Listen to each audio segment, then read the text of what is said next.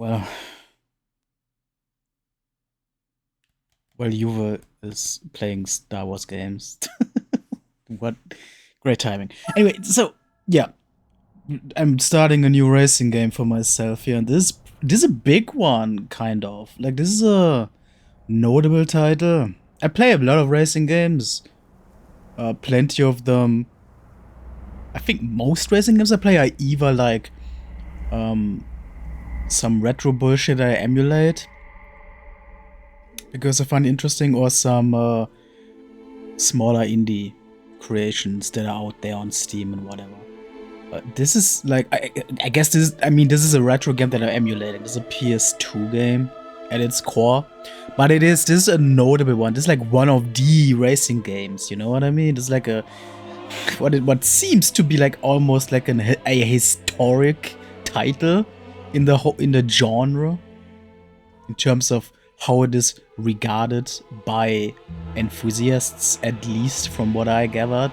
This is Gran Turismo 4. The intro cinematic here, fittingly dramatic. This is a game that is taking itself seriously. Look at these. Wow, those animated 3D models. This is not video, this is animation. And look at the, like, how they simulate the heat lines, the heat waves in the air and everything. My god, man. Gran Turismo, of course, very notorious for its grandeur and its enthusiasm for what it's trying to represent. It is a major franchise name in the, you know, simulation racing world, of course. Like it is well known for a reason as being in that realm. And this is really not at all, you know, missing that mark with this intro sequence. Jesus fucking Christ. Oh, and we get some rally shit in this one as well, huh? Which I'm really curious about. The only Gran Turismo I have played myself so far is the very first one, the original Gran Turismo 1 on PlayStation. God, we got retro vehicles on this. And snow. Oh, I'm so excited for the snow as well. Gran Turismo 1 on the PlayStation 1 was like a surprise to me, because I don't usually care for like the simulation focused racing game. Granted, the first original, wow, that looked great. The original Gran Turismo is not like super realistic and whatnot. It still plays very arcadey and whatnot, of course. Although I guess for its time it was, you know, still somewhat more leaning towards simulation racing was at the time, I guess. But the series obviously progressed very quickly, very much, you know, as the series went on. And so the first Gran Turismo is not like really I get what I understand, not really like the Gran Turismo experience, not what the franchise represents as a whole in what it's trying to achieve. And so, like, Gran Turismo 1, when I played that, it was a surprise to me, because I'm not usually into the simulation racing stuff, but I still really got really invested in the first Gran Turismo and played through both of the campaign, like, modes in that first game, because it does have, like, similar to this, like an arcade mode, and also, like, a proper, like, Gran Turismo mode, I guess, like a whole, like career thing, and not just races, but like a career thing with more mechanics and whatnot in the original game, which I surprisingly went through both of them with much enthusiasm and really enjoyed my time. So that was a surprise. It's gonna play the same intro sequence again. Yeah. So, and ever since then, yeah, I've been like, that was a surprisingly memorable playthrough that really got me, you know, actually interested into this world of racing games that I don't play often. And of course, I've been eager to play more Gran Turismo. And this is Gran Turismo 4 on the PlayStation 2, which is from what I have gathered over the years, by many regarded as the best definitive game in the entire Gran Turismo franchise. People love this title specifically to shit. And so, of course, it ended up on my list to play as well. So this specifically, though, I'm emulating this modded version. That it's what it says it right there. It's Spec 2. This is the Spec 2 fan modded version of Gran Turismo 4, which is also regarded seemingly universally as the definitive way to play this game nowadays. Really like adding a bunch more content, or like making it available easier when it was locked behind some bullshit walls in the original version and whatnot. I think there's a little bit more original content in here as well, and some like rebalancing of difficulty stuff and whatnot. I wasn't actually originally interested in playing this modded version, like most of the time. Special thanks to you for playing. Dustin Eden. For special thanks to Dustin Eden. That's a content creator I do watch occasionally, so that's a name I recognize. Interesting. Wasn't originally planning to play this modded version. I usually, if I'm not planning on doing a replay later on, I prefer to play the original version of a classic game. In like 9 times out of 10, I prefer to play the original version over a modded thing. I kind of like, I'm iffy about having to trust some rando's opinion about what has to be changed about a game. But I was kind of talked into giving this a shot. It does seem like a quality thing, heavily like appreciated by a lot of people. And you know, I don't care much about like visual changes, but you know, like difficulty rebalancing of classic games or whatever, that sort of thing I appreciate more. And it seems like this, I'm gonna trust this mod to not like take away too much, but it seems like people are truly like thinking this modded version is in the spirit of what the original developers were all about and whatnot, so I'm gonna just take the community's word for it. So, Gran Turismo 4, arcade mode and Gran Turismo mode. So again, there were two. I guess this is like two campaign modes. This whole thing is a, you know, continuous thing throughout the franchise. 2 ways to play this game. Arcade mode, I assume.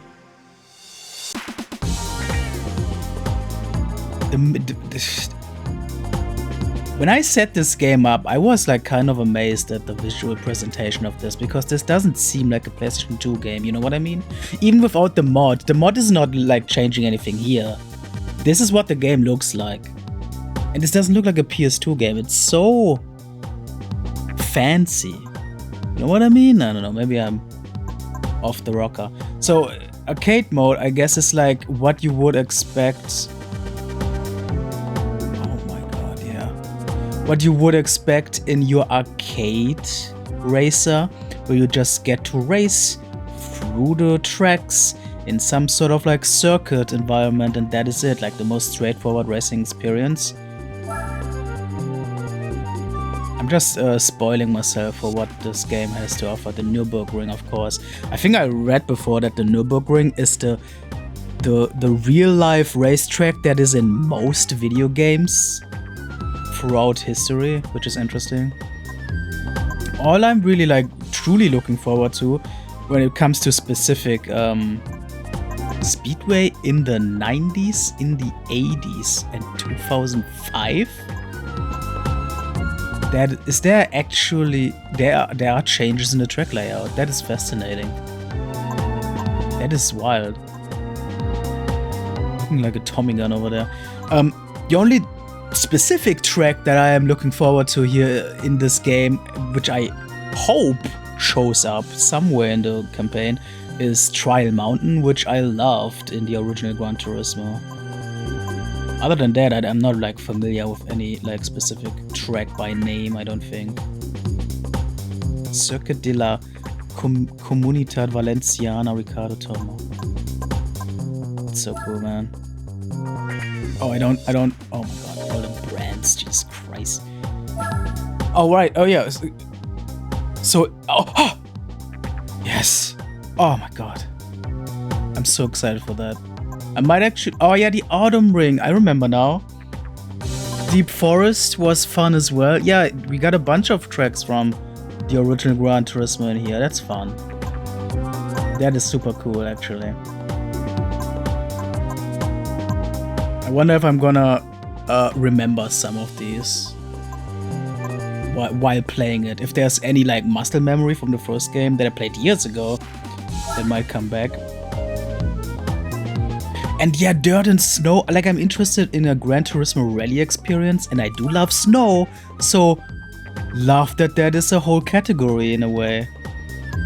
Cathedral Rocks. I'm just spoiling myself here a little bit. There's only 2 snow tracks, it seems, though. A bit of a bummer, but I'll take it. City courses. Truly going all around the world, which is fun. Do we have a German Autobahn? No. That's a bit of a bummer. Special Stage Route 5. I believe that is also a Gran Turismo 1 thing. And Clubman Stage. Oh, that's exciting. That is truly exciting. Okay, but that's the arcade mode. I think I'm actually gonna do one like regular race on the Trial Mountain just, you know, to get warm. But I think after that I'm gonna try to hop into the actual Gran Turismo mode and, you know, see if I can get a handle on that.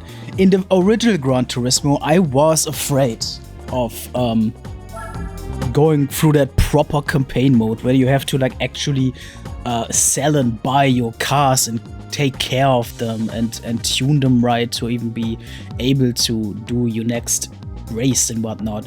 And that's an intimidating thing. That is why I don't usually play simulation games. That's not really what I care about. But the original Gran Turismo somehow managed to keep me engaged with that and pull through till the end somehow.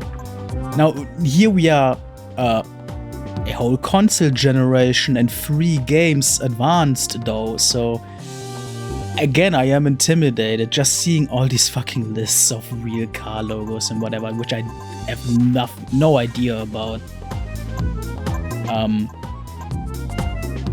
Oh, Subaru, my beloved. Oh my god, can I just use a Subaru Impreza from?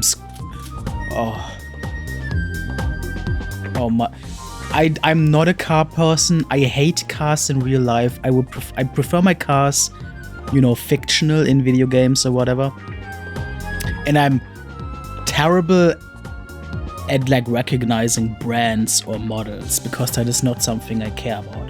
The Subaru Impreza though left such a big impression on me in the original Gran Turismo that is like a car I always yearn for in video games. You know what I mean? When I see a Subaru Impreza or a reference to that car, I am excited in a racing game. And there's a whole bunch of them here, my god. I don't even know what the differences are. If there even are any. It doesn't seem like the stats down there are really changing. Slightly sometimes. Well, no, that's just a different model. That's the one! That is the fucking design that I adored so much in Gran Turismo 1. The fucking dark blue, deep blue and yellow. Oh my god. Yeah, I gotta go with this. Why is there no power or torque here? Yeah, these numbers down there don't mean anything to me. Like nothing. I have no idea what torque kgfm means, or like what the 4,000 rounds per minute determine, or whatever. If that's even what that means, I have no idea. 4-wheel drive though, that's why it was so killer in Gran Turismo 1. I vividly remember like doing the effort to be able to purchase this car in Gran Turismo 1 and it making, like, it really pulling through and being such a great car. Yeah, I'm not gonna play with manual transmission. Fuck that. Driving aids. What do these mean? What is TCS and ASM? I mean, I don't. Transmission should be automatic. That's what I prefer on my racing games. But I don't usually like driving aids that like push my car around. But I might regret that in Gran Turismo. I might actually need to use that later on.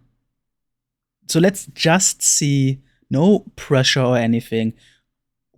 How does Gran Turismo 4 feel? Spoon S2000 race car. There's a thing. Director's mode. Is this just like watching the cars like a movie?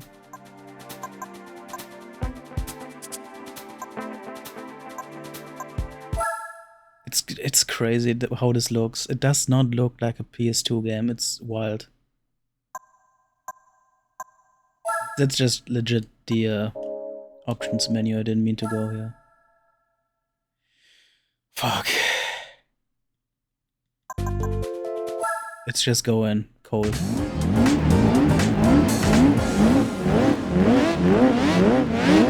I'm scared, man. Oh, it's not the trigger? How do I... Oh, you go. It's a very close chase cam.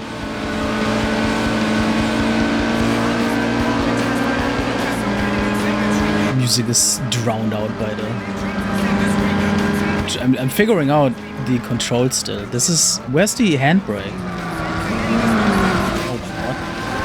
Oh my god. But I do recognize the track, which is fun. It's been so long since I've played the original game. Ew.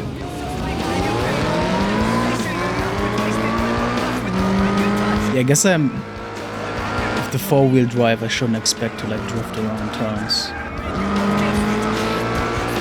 Really easy to lose control.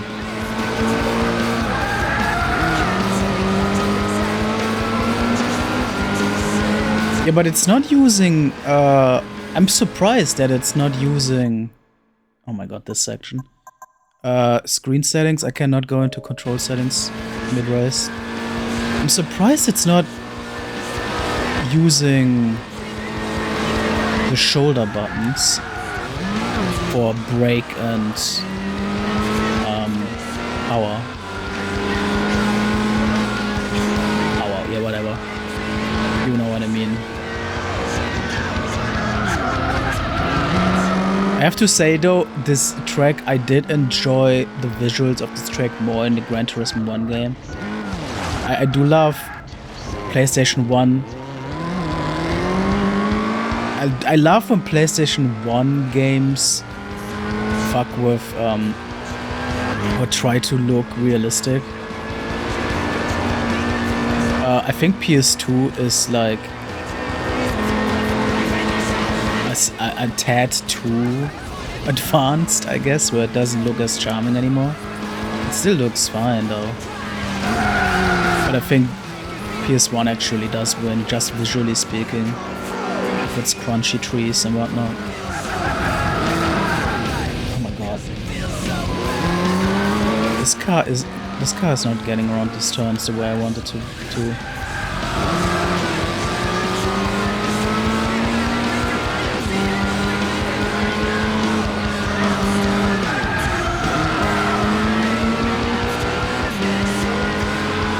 Yeah, I remember practicing races in the original game a lot while like listening to a podcast or whatever until I finally reach what I had to reach and whatnot.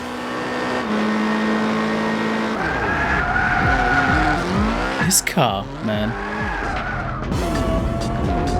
I mean, again, it's a four-wheel drive, and I'm expecting it, I guess, to drift around the corners, which this is not a car to do it with. I I think I generally just have. I mean, first of all, this is probably not the best car for this track. And second of all, I probably have to like just properly brake to get around these corners, and not just do a handbrake thing, because then I'm just losing control. I remember. Where do I go into this pit stop? Oh, this is actually a functional thing. I believe there was a pit stop mechanic in the original Gran Turismo as well, but I think I never actually used it or figured it out until I was done with the game and read about it. Not sure anymore. It's been too long. I hope I'm gonna do better in the actual campaign. Okay. I really need to change the controls though. I don't like... Oh, no. What's it? I don't like... handbrake on circle and like... What is the English word? Power? Thrust? Gas? What the fuck is... What is the fuck? Throttle? I have no idea.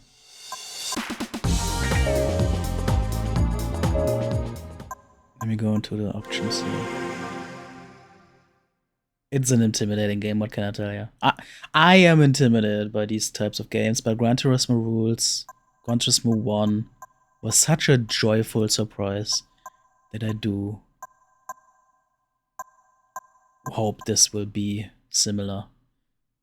Where's the... I guess... here?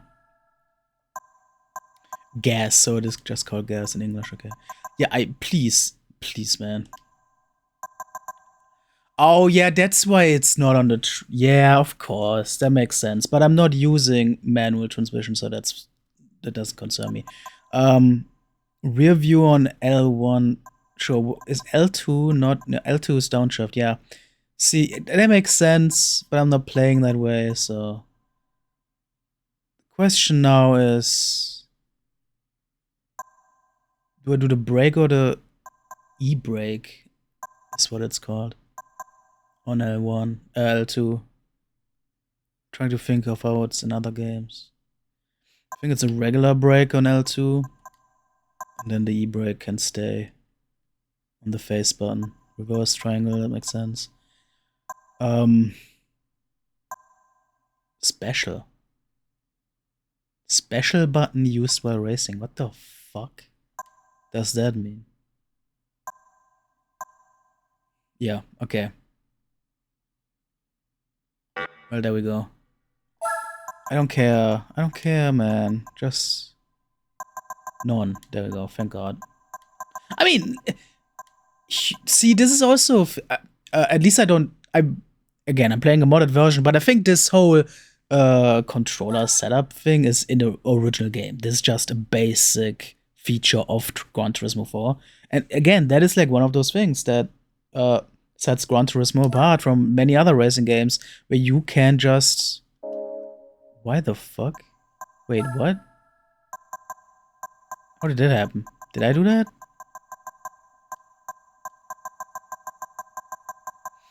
And how much freedom and customization it gives you and whatnot. Now let's save real quick to make sure those settings don't change or whatever. And then I guess actually look at the proper campaign that I'm scared of. Fuck. Again, this mod does some difficulty rebalancing, so I should be glad to play the modded and not the original version. This mod adds a host. Yeah, okay, here we go. Even some mod information. This mod adds a host of new features, including a price randomizer. So there's a lot of features in this mod for like replays for like people that are already familiar with the base game to give it a fresh playthrough. Most of which I'm obviously not interested in. Spec 2 settings can be adjusted by pressing start on the main GT mode map. which is right here. Here we go, yeah. So these are mods, these are all mod features. I do not want any randomized stuff. Though even I think even randomizers aside, I do believe they did change some track stuff. I don't know. Override active stability management for all cars. For understeer, I'm not entirely sure what that means. Traction control system, but I think ASM and TCS, so that's what it was asking about in the arcade mode. I'm gonna just keep all of that off, and I guess if I'm struggling hard enough, I might get on this, but yeah, again, like usually I do not like driving assists in my racing game. It kind of feels like defeats the purpose of these games. Maybe I'm just step on about that bonnet camera. I don't know what that means. Interior camera, don't care for that. Roof camera, I don't care for that. I'm assuming these are like the camera options that you get when you switch the view to mid-race. The loose chase camera from previous Gran Turismo titles. If that's a chase camera that's further away than the one that's already here, then I would have like happily take that. Race gauge mode. No. What? Highlight own cars. Yeah, sure, okay, whatever, there we go. And here's our fancy ass map of shit to figure out.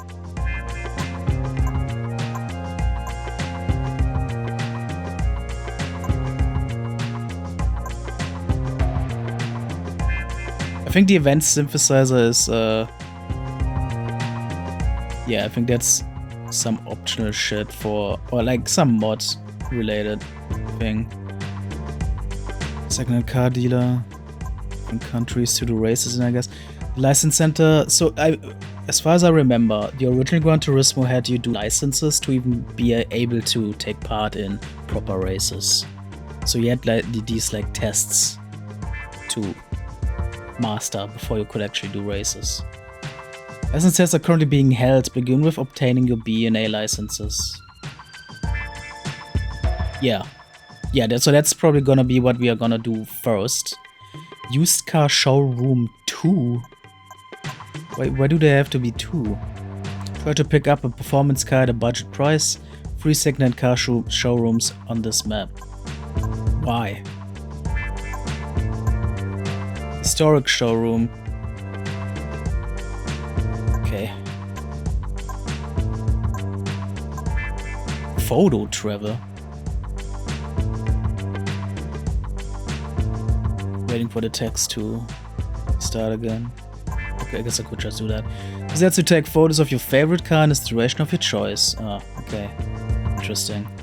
Again, this is like an enthusiast's game. By enthusiasts, for enthusiasts. Use the arrival. Personalize your favorite car with a new set of wheels or fresh coat of paint. So this is just where you change what you already own. For maintenance and styling. Yeah. What do I own? I guess home is my garage. What do I have heard this song.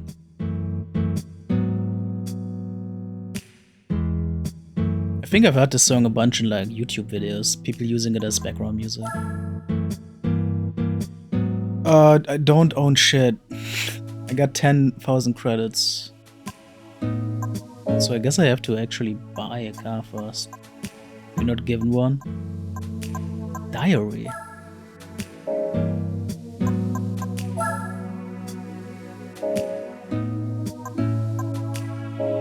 Okay.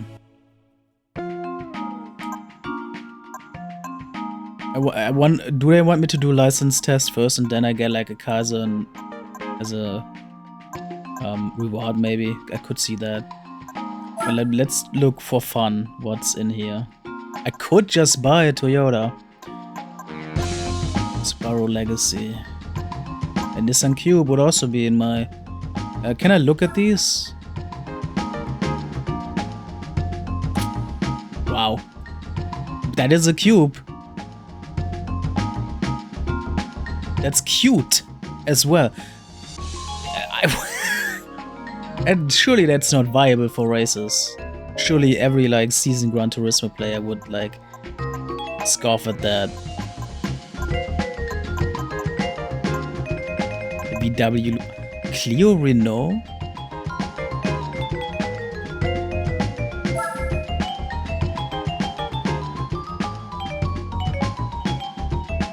My dad loves Renault. My dad drives Renault. I had a Renault as well in the past. So it's kind of fun to see that brand in here. Can I do a test ride? I'm pretty sure test rides were a thing in the original Gran Turismo. Look, they have this whole fucking text. A slightly redesigned Clio appeared at the Paris Motor Show in October 2002, featuring larger 18-inch wheels. Oh my fucking god, man. Truly an enthusiast game through and through. And again, none of this means anything to me. Type? MR? What the fuck are you talking about? Power, I can like kinda intuit what that means. Torque? No idea. Mileage, I guess, although I don't really know what that would mean in video game terms. Oh, this is a 40,000 buck car. This is not something you just get. Jesus Christ. Well, we still got 2 other showrooms to look at, I guess. Fiat Panda. I think I've seen that in real life. Maybe not. But again, that's a funny race car. A funny car to use in races, I feel. But I do see a bunch of options that are actually in my starting budget. So I'm curious if they are gonna give me a car. Suzuki Cappuccino.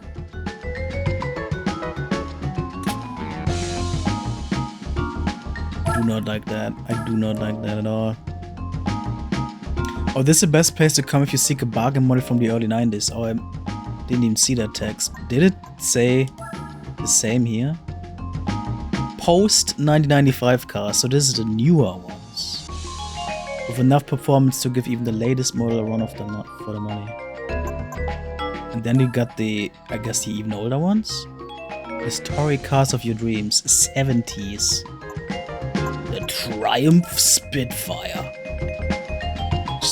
Fuck me, dude. There's another Renault.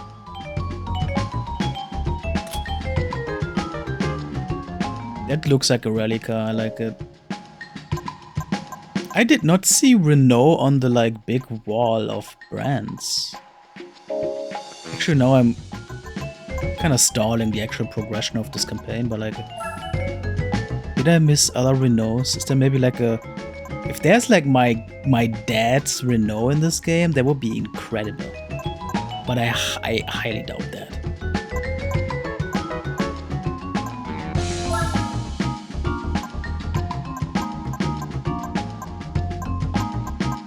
Yeah, no other Renault. That's the Clio. Yeah, but that's the nah, I guess that's all the, I mean, that's all used cars. Is there no like new car shop? Shouldn't it also be a thing? I don't know. Okay, let's go to the license center. Let's see what they tell me. A license. Oh, right. So I do remember, yeah, you get a car for these. Renault Megane. Dodge Viper over here. Citroen. Oh my god. So I do remember some of the license test tracks, challenges in the original Gran Turismo were a challenge, a proper challenge, so And you get a new car with each one of them, which is actually really annoying because you have to fucking learn them. A whole ass text box. After a standing start, accelerate to a 100-meter finish line, then bring the car to a complete stop. Your elapsed time from the moment you start to the point you stop will be measured. Yeah, I think there was stuff like that as well in the original analyzer. What the fuck is this? Jesus fucking Christ, man. Is this just a fancy replay watcher? Replay thing? Okay, let's see. Demio. I do think the 3-to-1 starting noise is literally the same from the original game.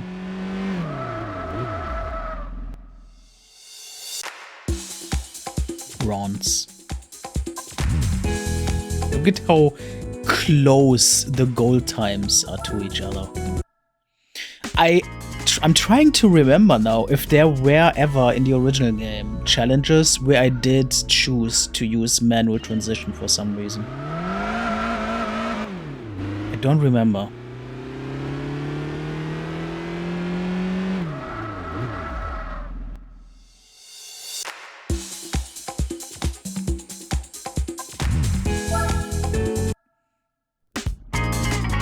How the fuck?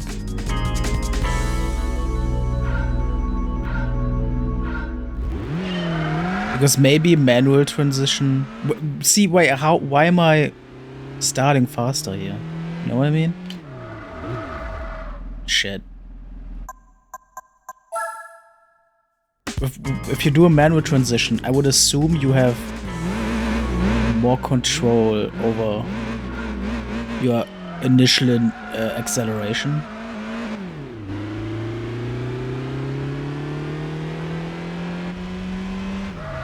Sorry, I'm fucking around.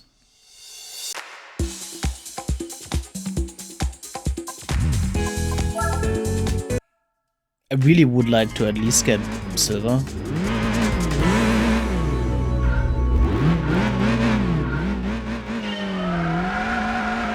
I'm more than anything, I'm trying to understand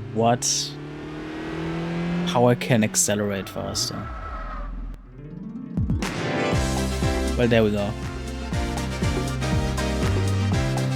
Yeah, I'll take that. It's fine. Whatever. I don't need gold. I hope.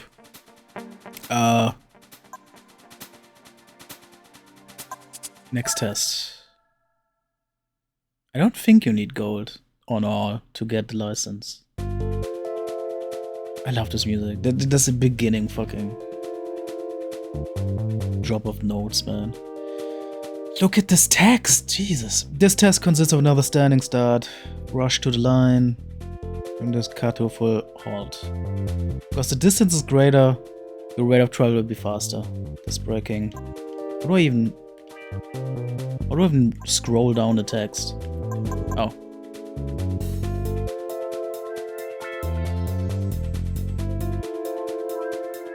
Use the breaking point from the previous test as a guide to make the necessary adjustments. I mean, it is at least like truly trying to tell you, to teach you how to best control your vehicle. Oh my god, this has much better acceleration.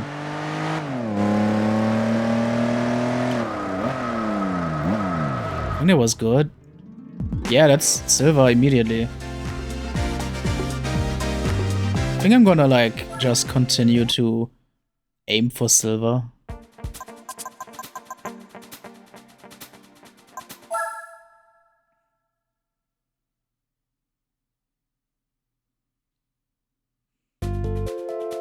Deep Forest Raceway, hell yeah. A little peek at that track. We're tackling the essentials of out and out racing line. Using the first cone of the Deep Forest Cross. Yeah, so they really Let you practice on little piece of tracks one by one. As you run flat out on the straight, veer to the outside edge of the track. Look for the curbing at the apex. If a car runs over the curbing, keep the... See, that's too much words. Oh my god. If you're too aggressive with the gas pedal, you'll invoke understeer. Listen, I just gotta have to feel this out. I have to learn by doing these highly descriptive texts of doing one turn in a racing game. This is not my world. I'm noticing the fucking engine symbols in the bottom left corner. Oh my god, dude. I gotta do an oil change at some point.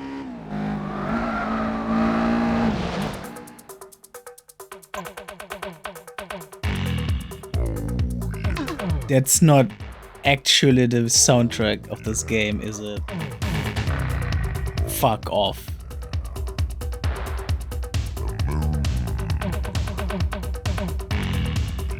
The Simpsons Duff beer music is the fail screen music in Gran Turismo 4?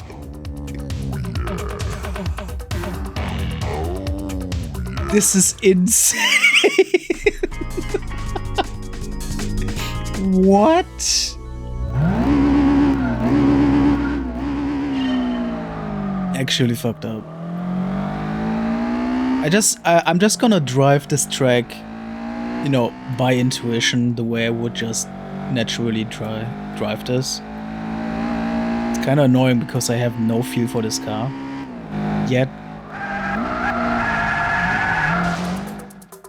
Wow, this does not feel great, this vehicle. I would actually... See, if you would just do like a time trial over like 3 laps or whatever, you would have all the freedom to learn, to get used to how this car feels, but that's not the thing here. You just thrust into one singular turn and have to get it. No other practice allowed. Which is a bit annoying.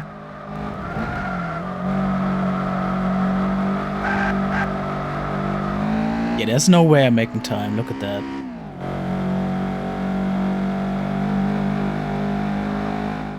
I mean, it is bronze. And it's actually closer to silver than I expected. So I can definitely do that. Just have to properly slow down. This is a braking racing game. It is, after all, a simulation racer and not an arcade racer. In a sense.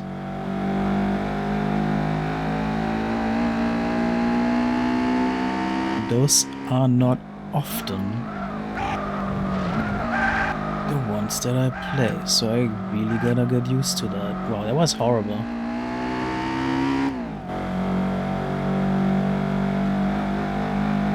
But in the end, only minimally slower.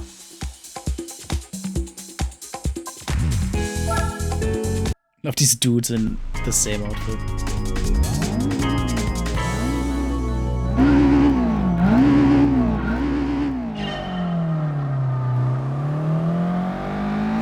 Okay.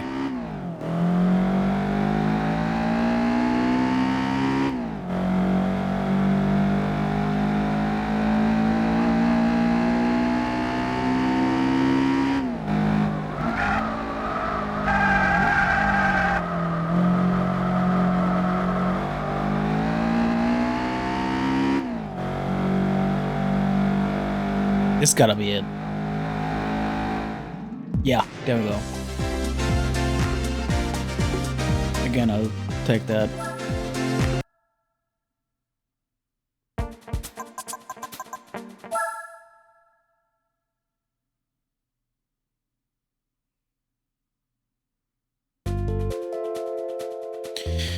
Again with this turn.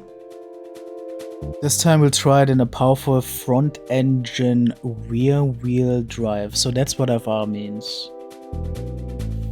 Front engine rear wheel.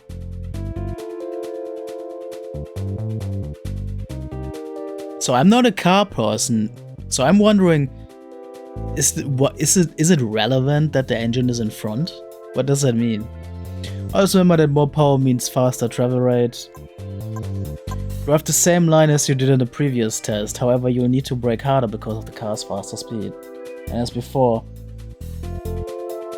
once you're on top of the curb and keep the throttle even. Yeah, I don't think I'm doing what they are describing at all.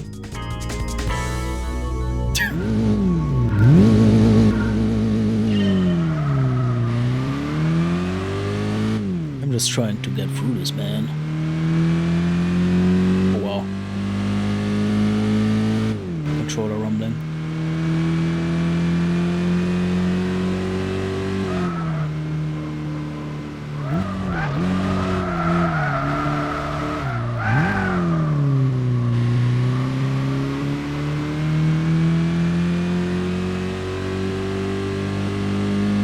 It's gonna be Bronx.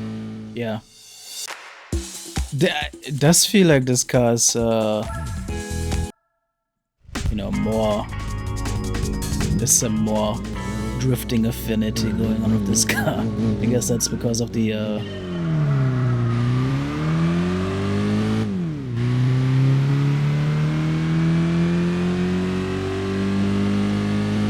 rear-wheel drive or whatever. I would have expected a front-wheel drive to be more drifty. Swifty. Wow, that was terrible, yeah. I cannot get over this music in the failed state screen. That is actually wild. When did this game come out? Surely it came out after The Simpsons used it. Oh, that sucks.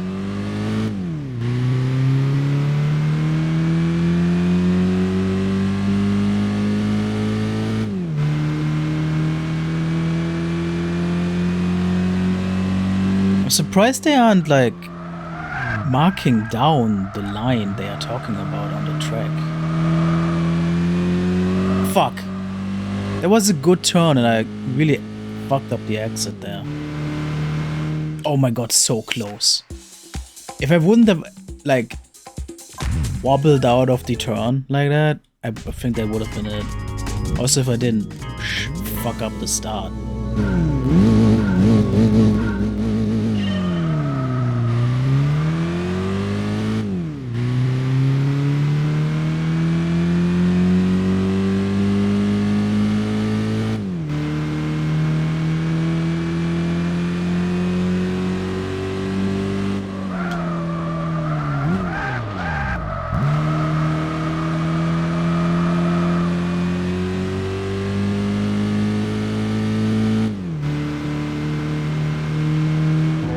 Oh!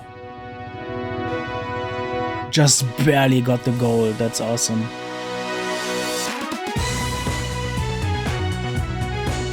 That music is so corny.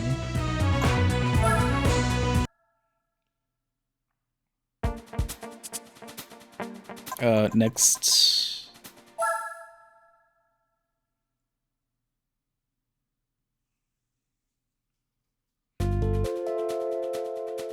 B51 lap guide run Tsukuba. In order to memorize tricky Tsukuba circuit, do a few laps following the pace car. Thank you. Yes. I'm really, yeah. See, this is what I want. Give me a chance to learn the lay of the land before I do anything. Try and mimic its exact race line. The pace car will adjust its speed to yours. So if you choose to go slower, the pace car will also. Very nice. Kick it up a notch, and the pace car will do the same. Again, no passing or hitting the pace car. Although it's a tight, short track, Tsukuba is essentially learning the basics of high-performance driving. Okay. So now we're actually doing a full thing in a Mini Cooper? Whatever. So I'm supposed to mimic this guy's. I'm so wobbly.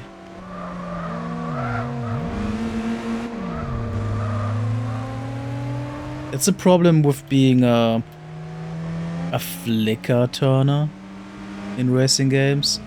These more nuanced simulation types don't like that.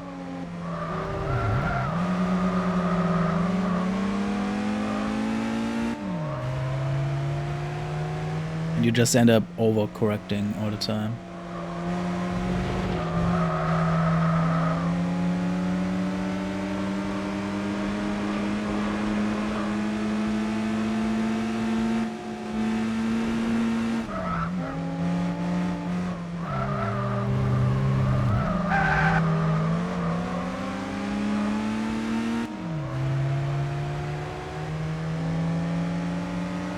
I think that's it, isn't it?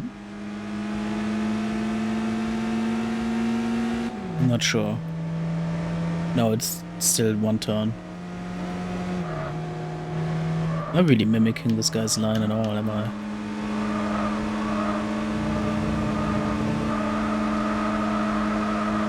It's definitely bronze. Is it silver? No.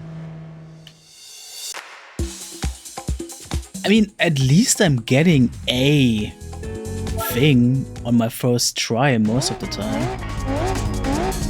That is definitely relieving some of the stress. And again, I don't think you need to get gold on everything to get your license.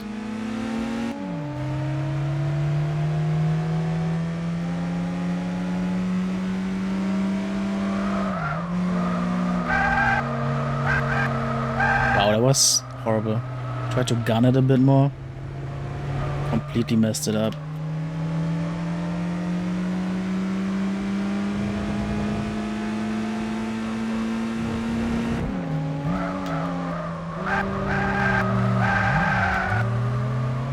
Jesus Christ.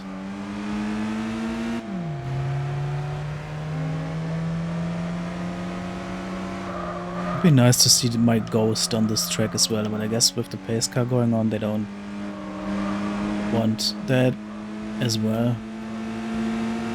Yeah, I'm completely fucking it up though. I'm not big on this car, I gotta say.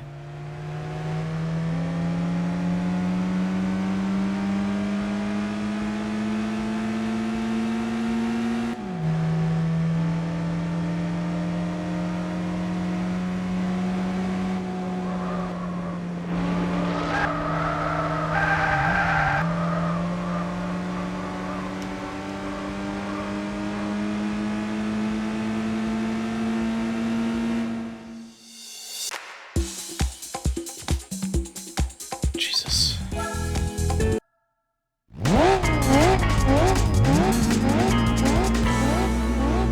I'm not sure if the pace car is helpful or irritating. I wonder how I would do if I did not have that thing in front of me. Probably was, but I'm not sure.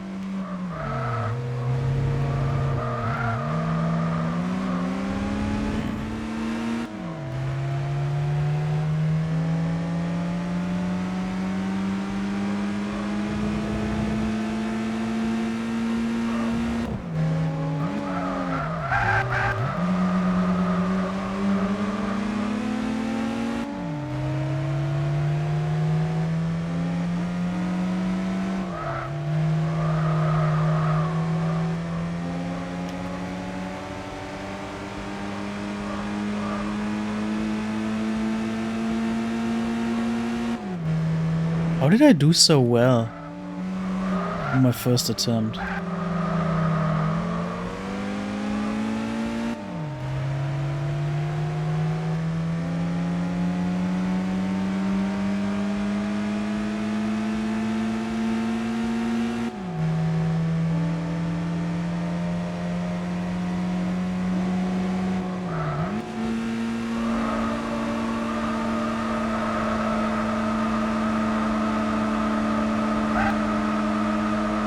I think that was the best I took that turn, so it's still bronze.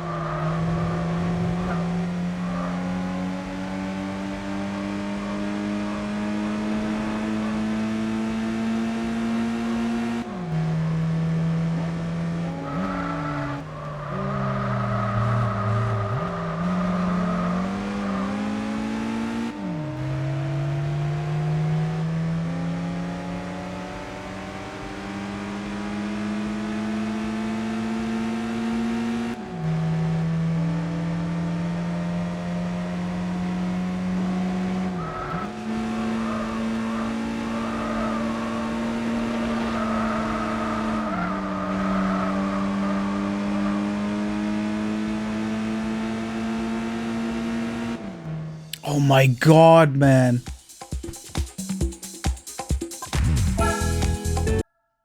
I thought I had it, dude.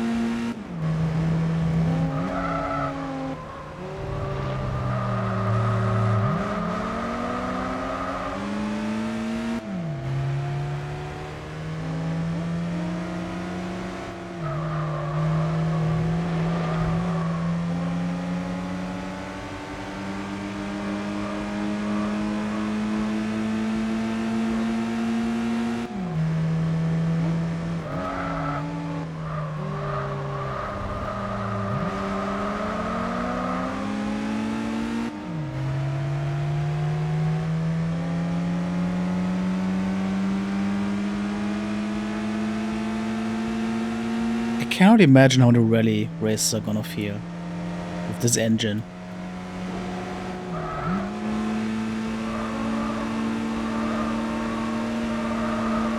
It's gonna be a very new experience to me.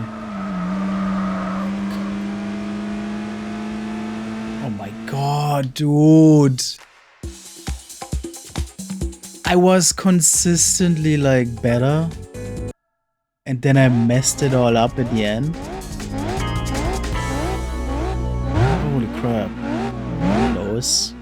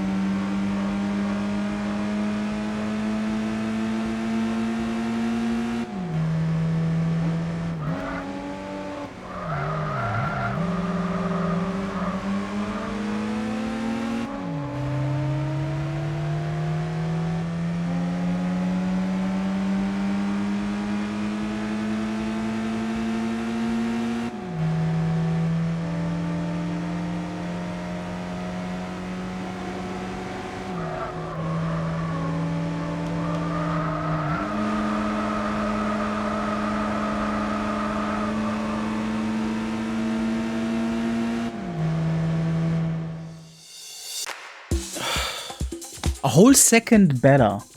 Still bronze. How is this so difficult? 0.2 seconds missing. I don't think I'm gonna give it like a couple more tries and then I'm out. Like going to the next one.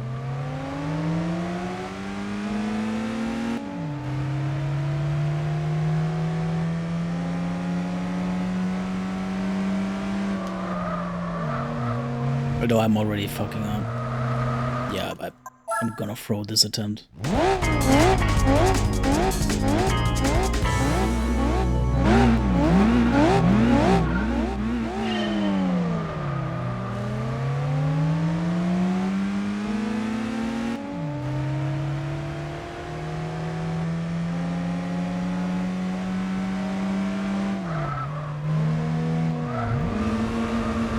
I did this first turn so well in the previous attempts.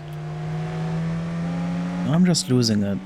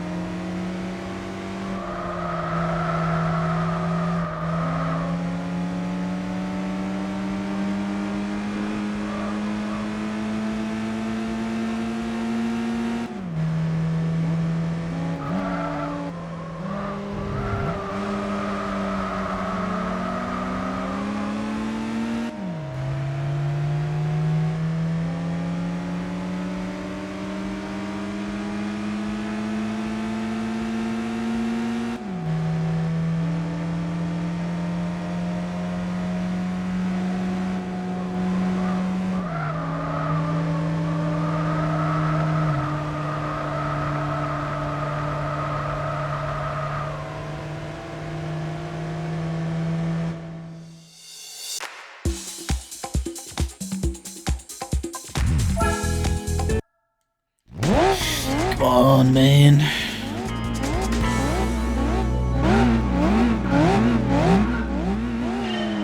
Why's the pace car doing that?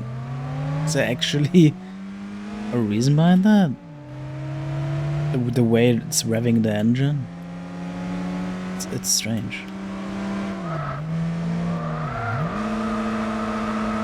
It could have been worse. That's fine.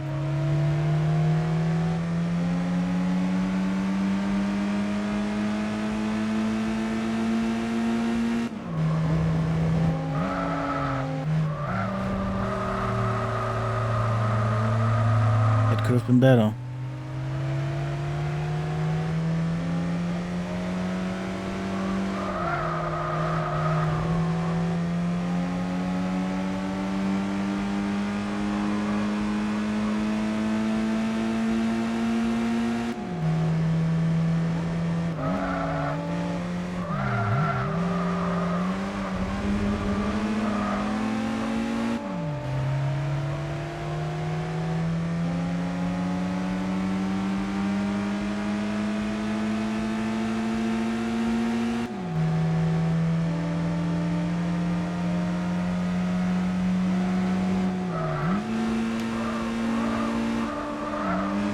Oh no.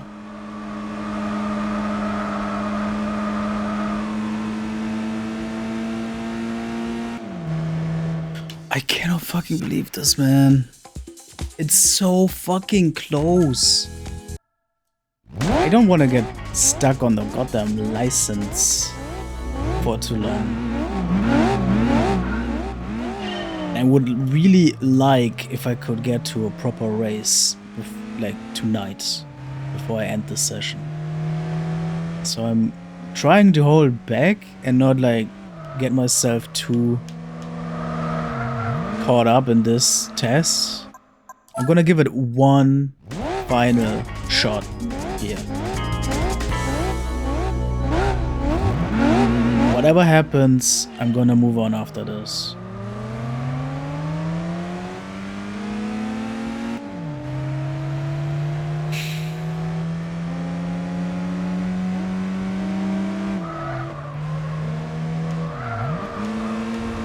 Horrible brakes.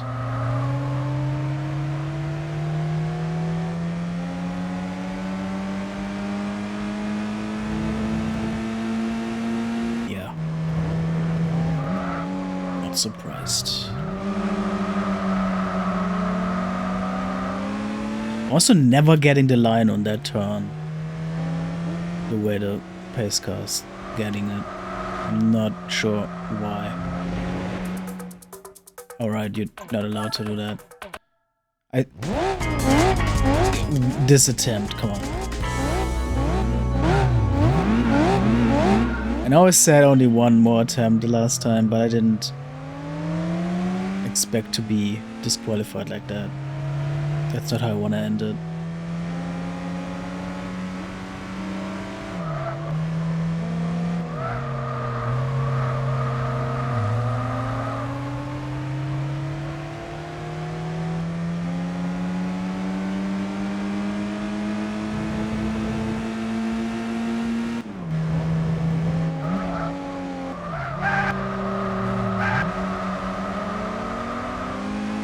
I have no idea how I'm not getting that line ever at all.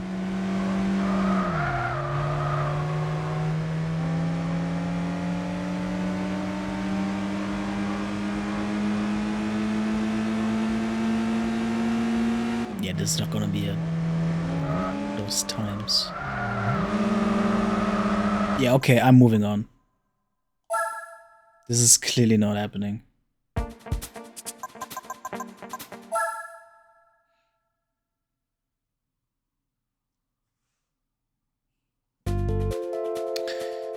Straight. We've returned to the drag strip, now for an even longer acceleration and braking time. 500 meters.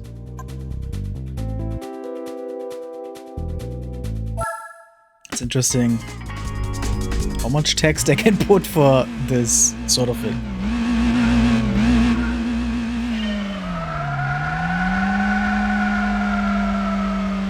I feel like it's weird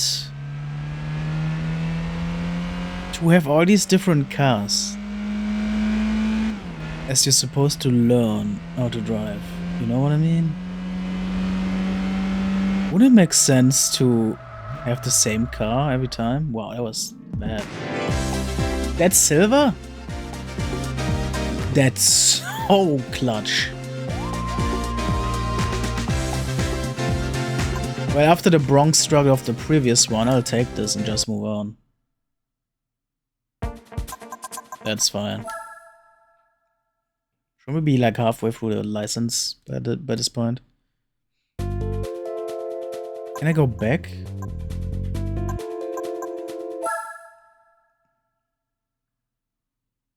Just to see. I am at test 7. And there are 16. So we're just getting to the halfway point. Oh, there's an actual break section after the 8th.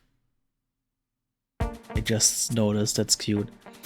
This is a final acceleration and braking test. For this, we'll use a super high output front engine rear drive Dodge Viper. 1,000 meters. Was it talking about meters, but then going about 125 miles per hour? Fuck's the point of that?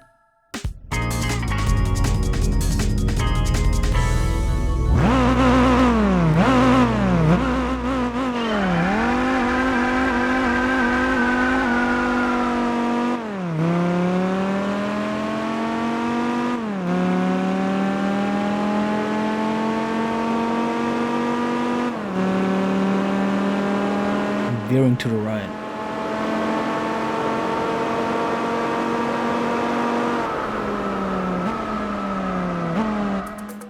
Wow.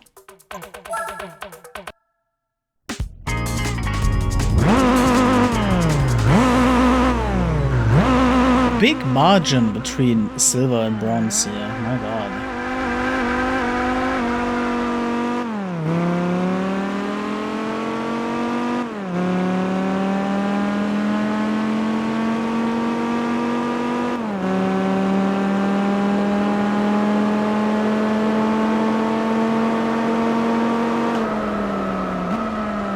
Too early? Yeah, too early. Still bronze. But yeah, let's try a couple times for silver. Because it's like not very hard. I know I have to be a little bit past 800 meters. And that's it.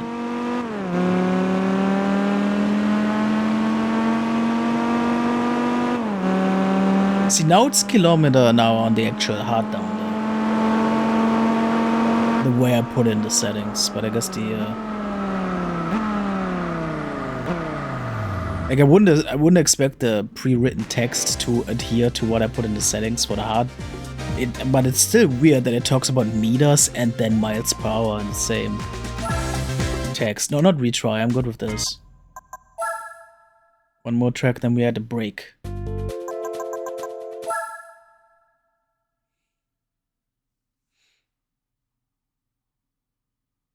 Which I'm not sure what that's gonna be, why it's even a thing. Let's learn the basics of cornering using the final turn of the twin ring.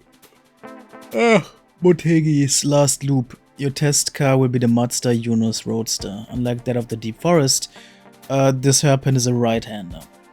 Corner is a decreasing radius type. Fucking hell.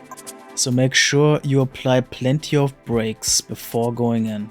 Don't try to dive into the apex, instead follow a line similar to that of a large semicircle. Fuck me. Oh my god, it's an open car. That is adorable.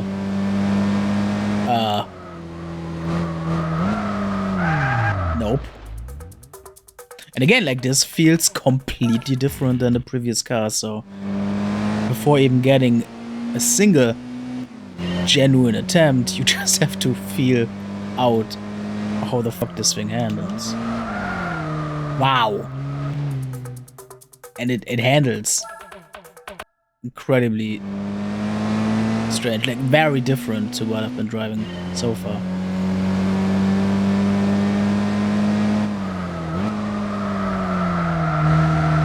Oh my god. Oh my god, that was really weird. Is this even bronze? Barely.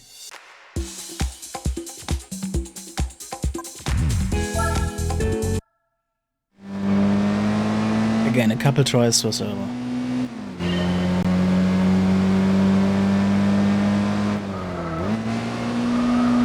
I'm going into this way too harshly.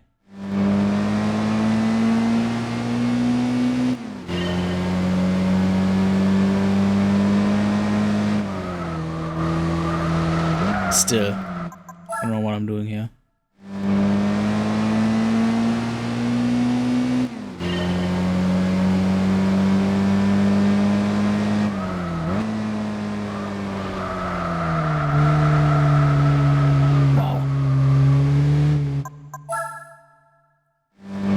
Not sure about silver on this one, to be honest.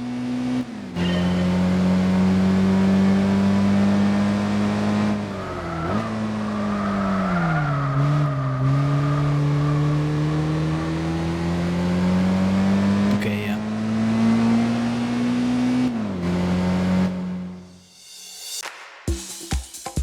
I think I might. I think I can get there. Look at how close, though. Like, again, silver and bronze, huge gap.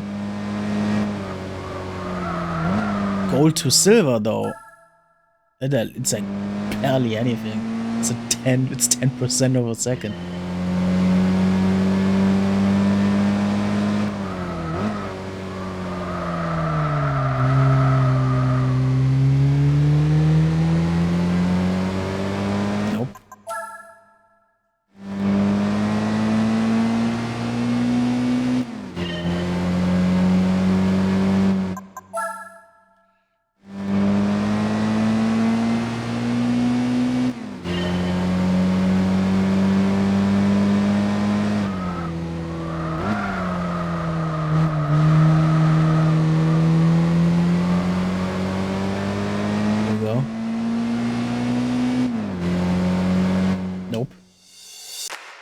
Jesus Christ, dog.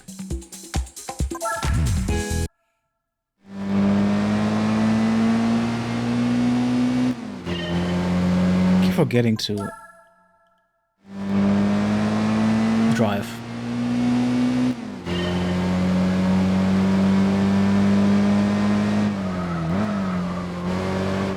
Oh, that's bad. That's nothing. No. I'm gonna give this like 3 more tries or whatever, and then I'm gonna move on.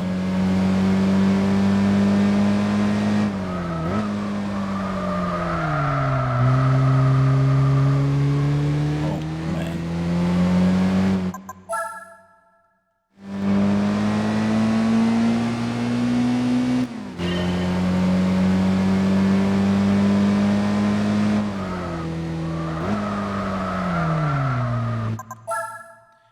It's still like always kind of crazy. There's so many like arcadey racing games where you can just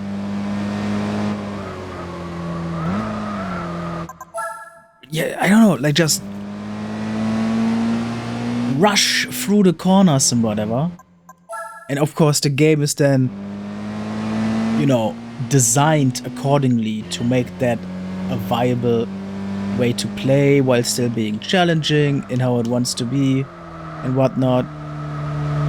And then there are games like this that really force you to like pay attention to the most minute detail, and just like even a single turn and how you brake in it like has such a huge impact. It's a difference of like a racing game where every second counts and a racing game where every millisecond counts. I mean, just look at the goal times and how close they are. I mean, to a degree, every racing game, every millisecond counts, but It's a special kind of racing game like this, you know, mostly the simulation focused ones, where you genuinely are just living in that tiny space of between 15.4 seconds and 15.5 seconds or whatever, and that is where you are spending time to practice just for this tiny bit of progress. Just not playing a circuit of multiple tracks, but practicing a singular turn over and over again. Because there are so many different things that matter. And that, I mean, that is amazing. That is kind of admirable. How different the experience in a racing game can be.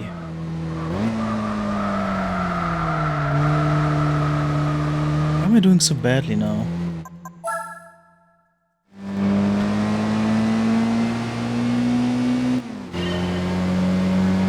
Why if I just stop the car and get out and walk? I feel like I would be faster around the corner that way.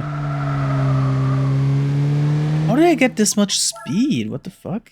I mean, I have to, I know, I realized that I have to avoid, like, drifting. Avoid skidding. That is not helping at all. I need to get around this with full grip and then being able to accelerate using that full grip. And I'm not able to even redo what I already did, let alone improve on it. I'm not getting it.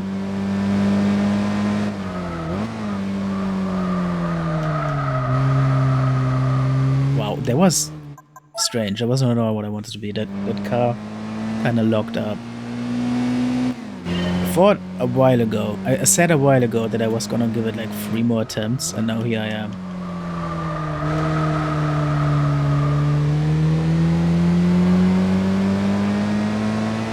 Oh, that sucks. That could have been something to that one. But I think I messed up the exit.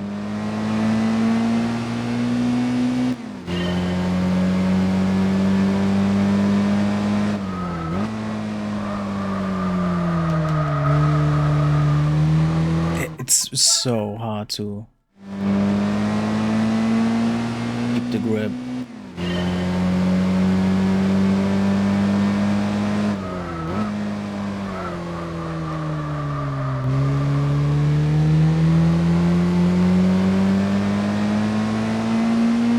Why is the ghost faster?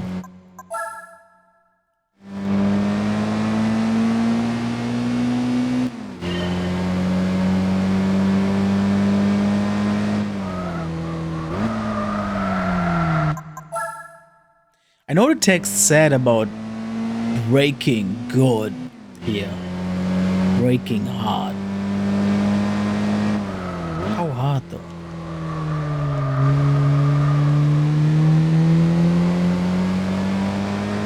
But what about this? The ghost is not even in view.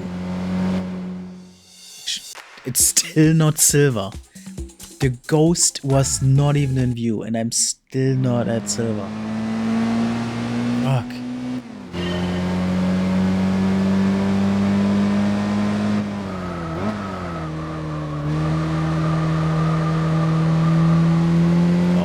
Oh. Huge improvements over the past 2 attempts. There we go. I guess the secret to being faster was in braking more. No, I don't want to see this turn again. So now it's break time. Is this actually gonna be a thing? It is on the big map.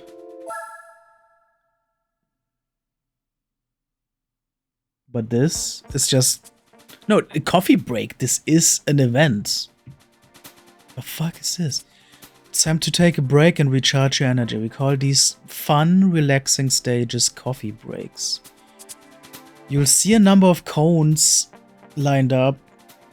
Get to the finish line without knocking them over as quickly as possible.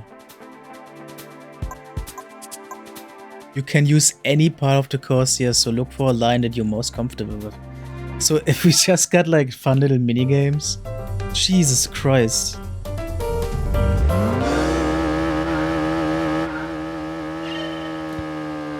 You get bronze just for participating, it seems. Oh, okay. I thought it would. Yeah, okay, I guess that's fair.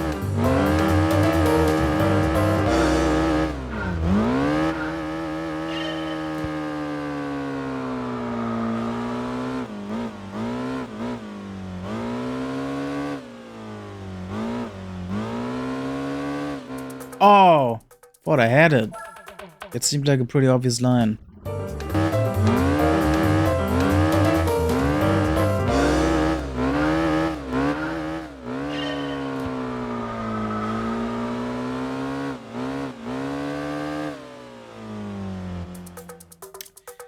I guess there's 10 seconds. I don't need to rush it that hard.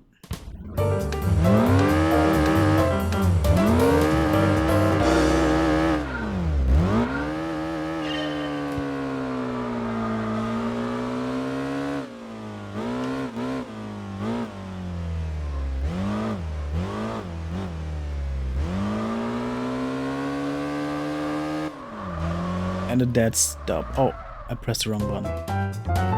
Oh my god! Yeah, let's fucking retry that shit. Does this even count towards like the license? I guess I'm assuming the true final. Wow, I don't know what happened there. I guess the true final requirement to get the license is just having any trophy in each thing, so bronze and all, it's probably gonna be fine. And since you cannot literally, how am I faster? How is the ghost faster? Since you can literally not fail this, I guess it really doesn't matter.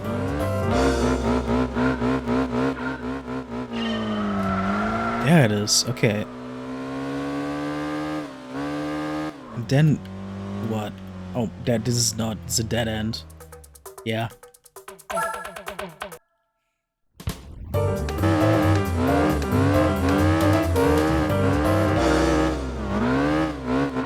Yeah, this trophy ranking system is really like...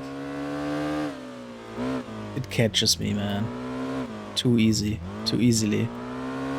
Then I get like obsessed with actually getting at least silver. That sucks!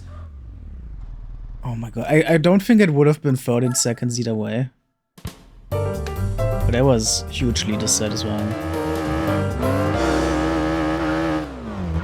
Would have been at least a new personal best.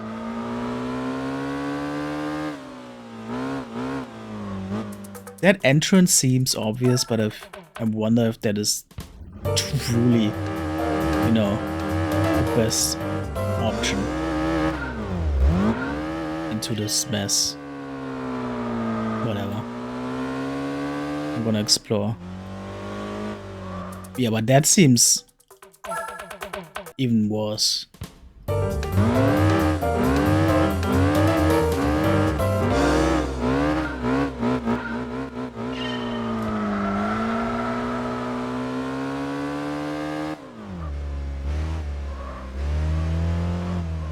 Wait, what? How did I get through here before? Wow, I actually didn't expect to get through that.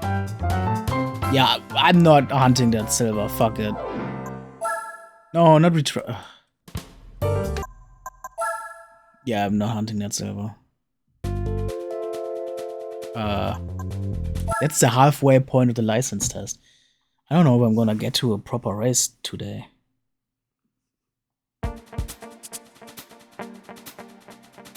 This turn again. More powerful car. You need to be even more aggressive with the brakes. Yeah, okay, whatever. Oh gosh. This needed a lot of braking already. I cannot believe this is the fail state song.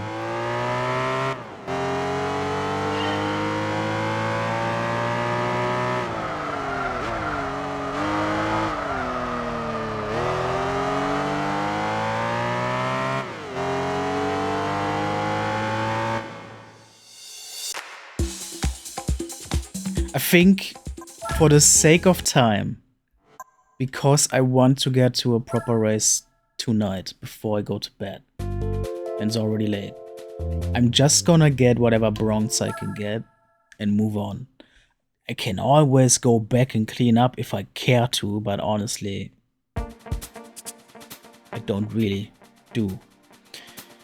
Here's a full track. Let's do a lap of the historic Laguna Seca Raceway, following a pace car.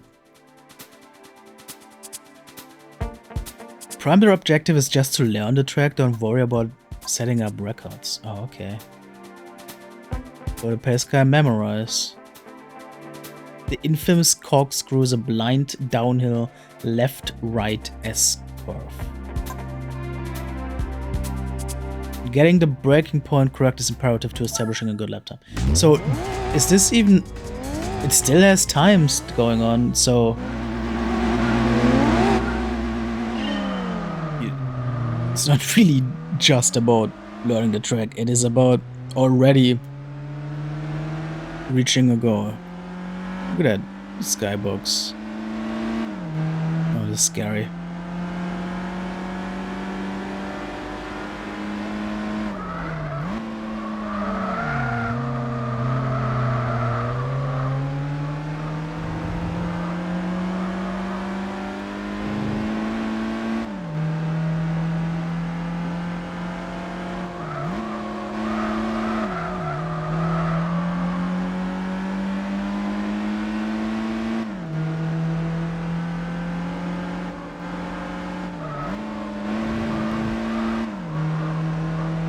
Two and a half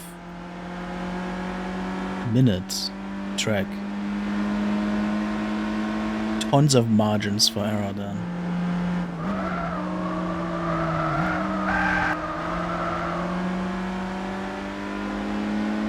Why is it called an e-brake? I just know there's a handbrake. What does the E stand for in e-brake?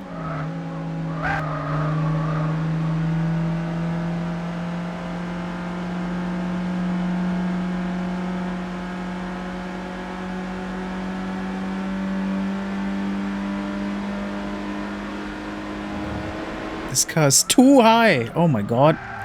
They were not lying about a blind fucking corkscrew.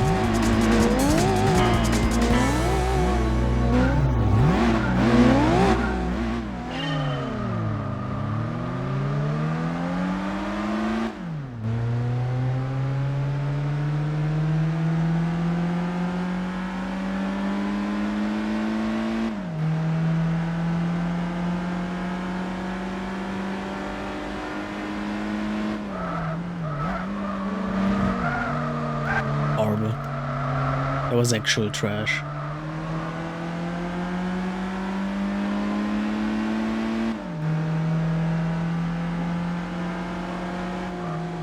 I'm not following that line at all. Jesus Christ.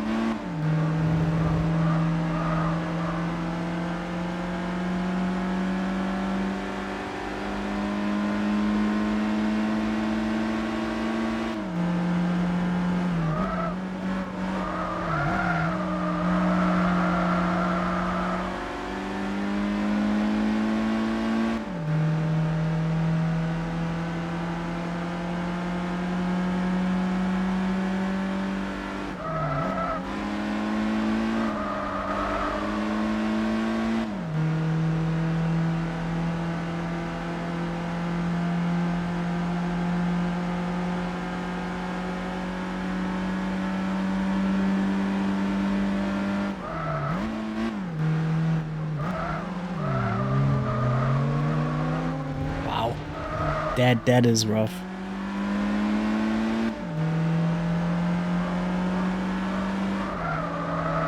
Oh no.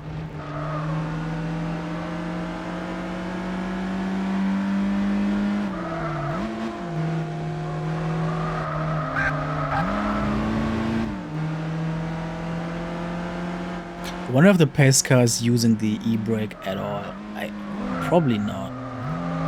Oh my god, that was really bad. This is gonna be barely Bronx, I think.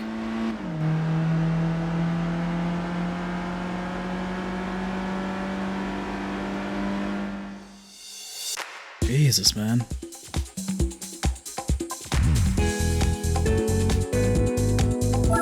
No, not...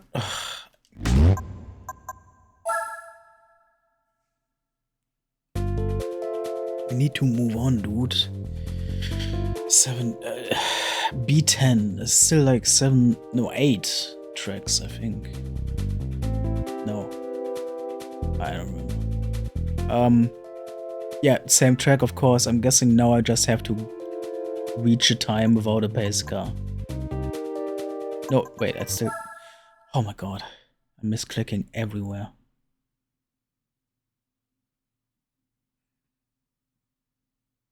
Also, let me do a thing real quick.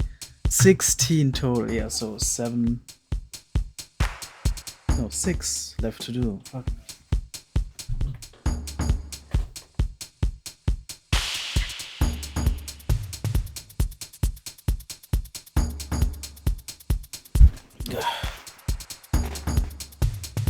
Open the window, hope the fresh air will help some.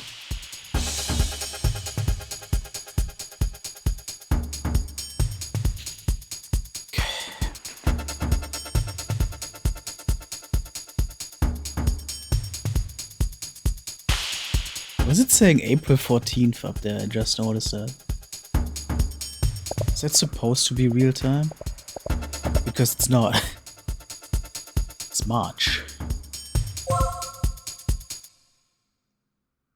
Dirt driving, okay. At least we got some variety here.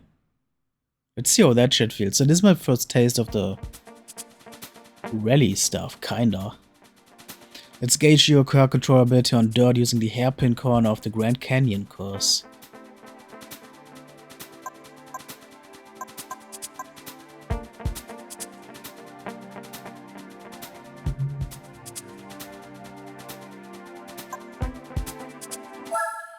Oh.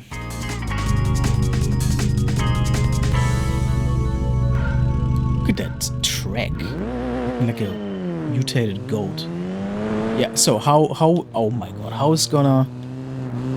will rally feel in Gran Turismo? Jesus Christ. This is gonna be a nightmare.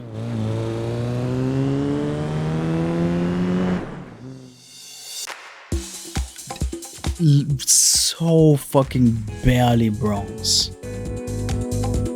Let me just do it one more time for shits and giggles to enjoy this dirt a little bit. I don't know if there's gonna be any others in this license. I guess probably.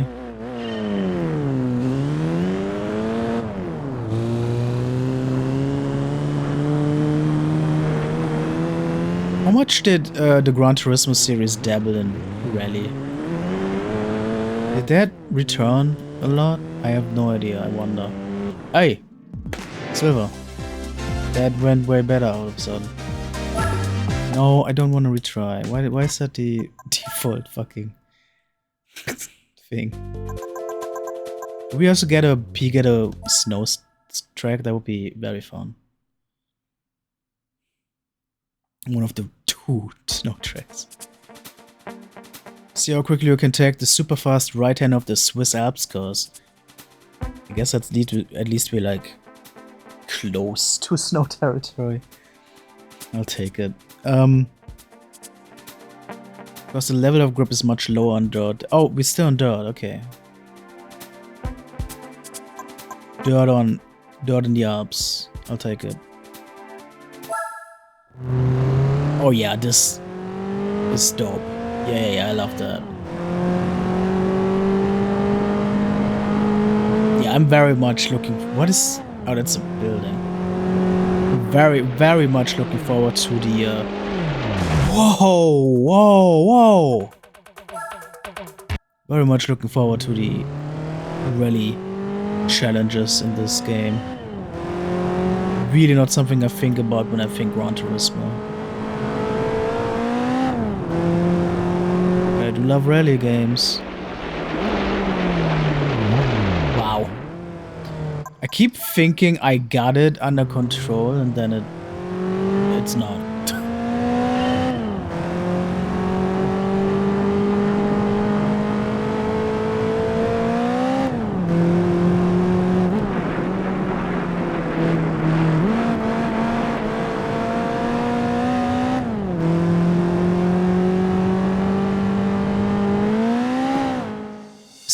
Again, so fucking barely Bronx. Holy shit, one more time for fun's sake.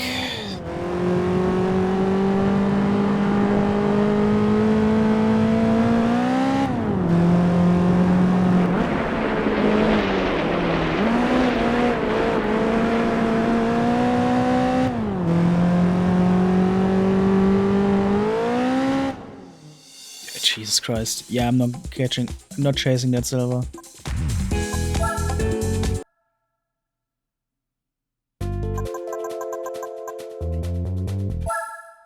Where we at?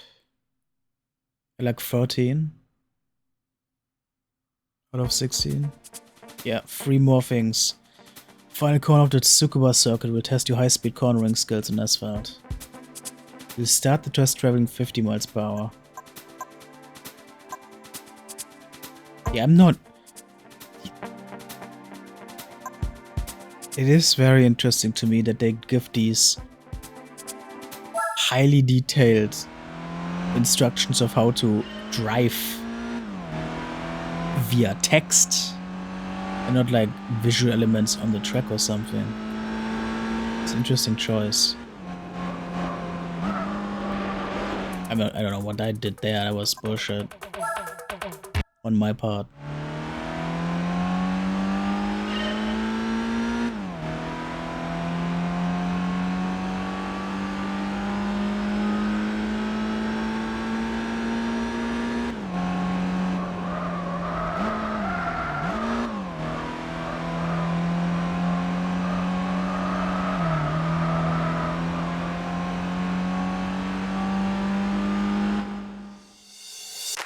Okay. That was so close to silver that I'm actually surprised.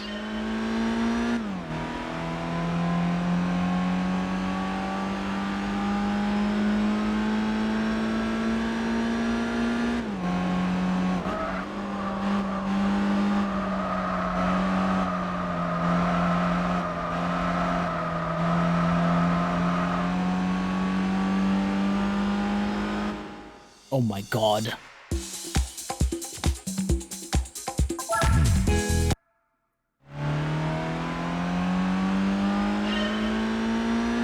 Surely I can do this 0.04 seconds faster.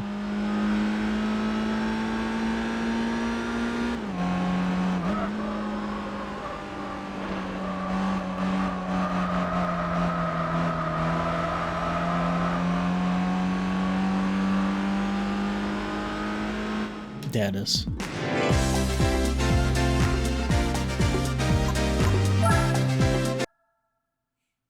Two more. Then I get my stinking license.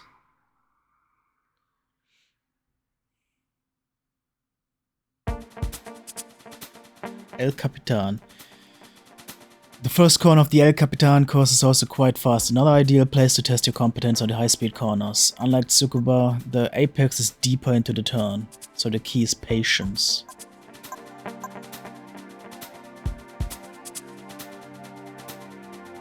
Refrain from getting back on the throttle until you're almost out of the corner. Throttle too early and you get understeer. Yeah, that makes sense to me though. Will I actually pay attention to that? This looks fantastic. Oh my god. Hold on. I got confused by the wall there. This looks super good.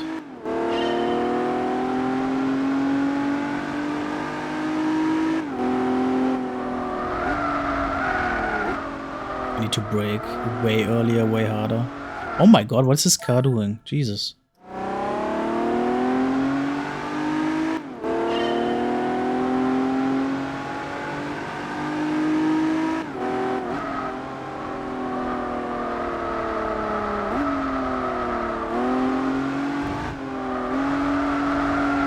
Wow.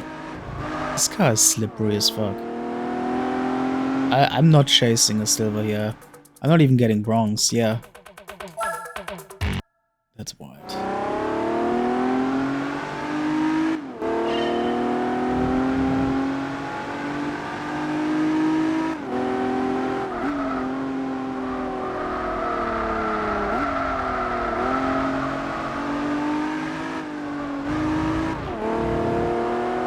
What an awkward turn. Because it's so long. Sure. Yeah, fuck it. No! I keep pressing the button to, like, get past the results screen, but it's already, like, triggering the retry. 2 more. Then hopefully a proper race, and then I actually to just end the session. I've been already playing for close to 2 hours. Not even having done a single proper race. One of America's most popular tracks, the Infineon Raceway. Hold on. Infineon Raceway. Wasn't that a thing in Need for Speed Pro Street as well? They definitely used the word Infineon. Formerly known as the Sears Point, is the site for this test. Follow the pace car. Right. Kind of elevation changes and blind corners. Oh boy. Infineon was definitely a thing on Need for Speed Pro Street. I don't know if that was just a name reference to... Oh, this does look like... This does look like something in Need for Speed Pro Street though. So whatever that Infineon shit was in Pro Street was 100% a distinct purposeful reference to this stuff.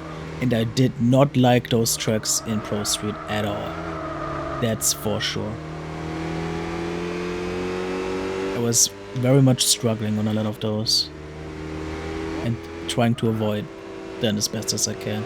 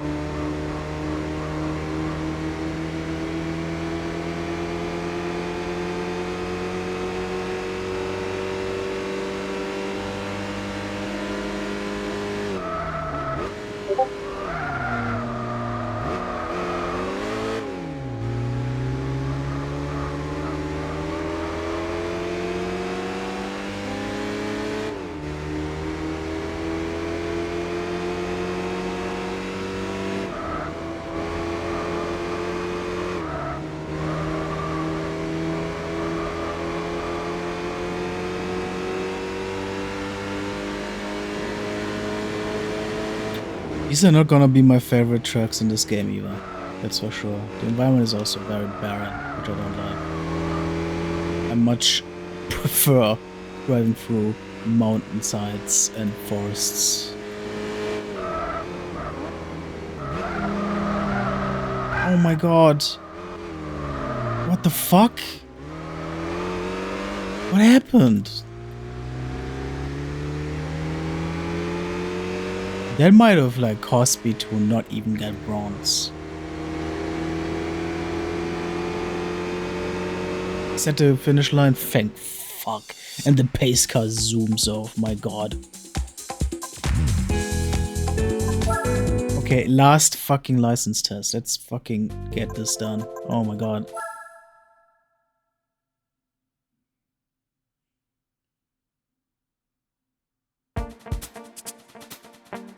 In order to get your B-Class racing license, you'll need to tackle the middle section of Tsukuba.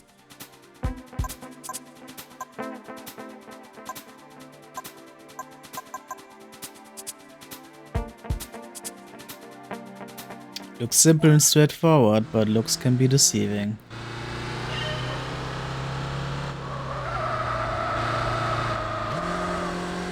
Wait, where?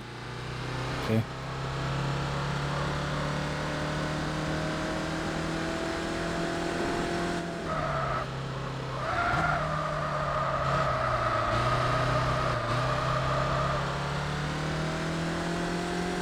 That's not Bronx. That's not even Bronx.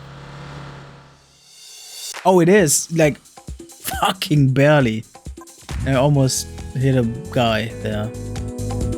I'm just gonna take that and run. Or drive. That's it, right? I should have my license here.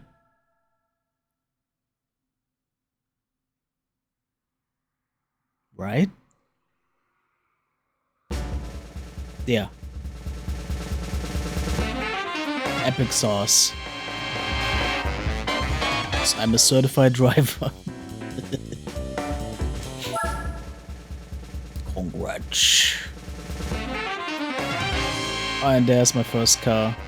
A Nissan Micra 03 in kiwi color. Epic.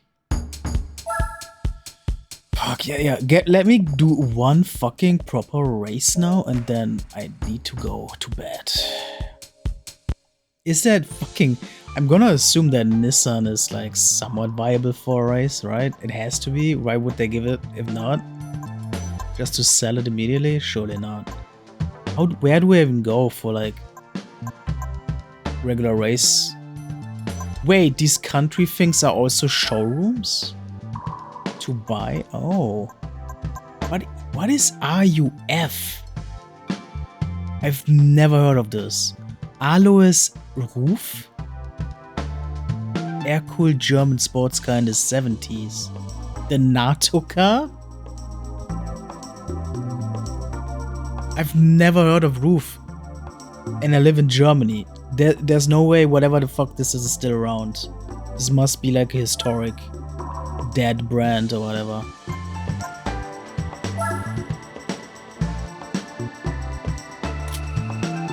$2,000.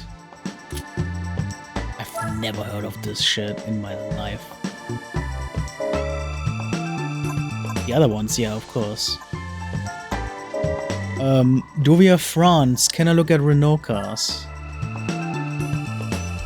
Yeah, oh yeah. If there's a model that I, like, recognize, that would be crazy. It's not a lot. It's Megane, it's Renault, it's Clio. Avantime. Clio again. Clio again. That's a bummer. It's no like proper like Renault street car, I guess. Like one that I know and recognize. Would be fun to like see my dad's car or whatever. And, whatever.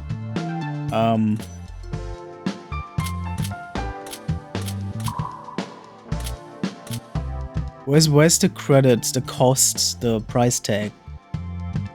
Like nothing. Just French colors, that's fine. If I click on purchase, is it like what?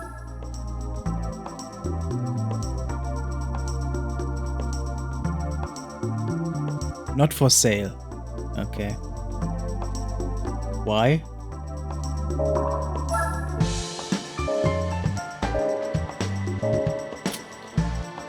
I doubt that Renault cars are like. Oh my god, that is actually a family limousine. Although it only has one door. What the fuck?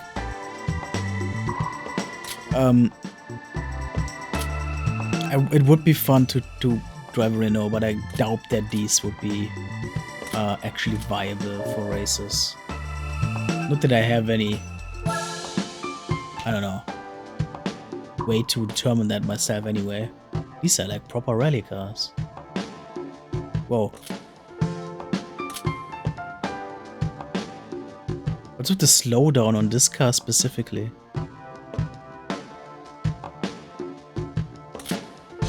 That's concerning.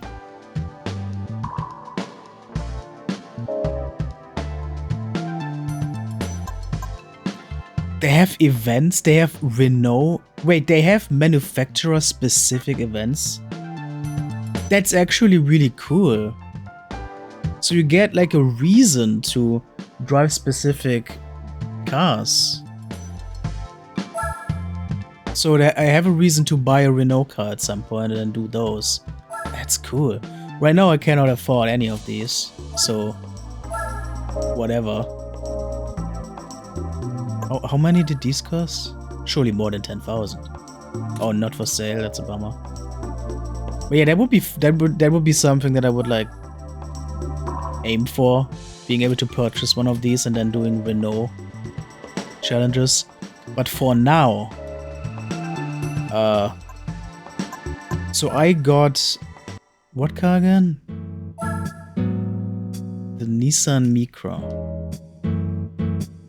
0.0% complete. And I already spent 2 hours getting a license, so fuck.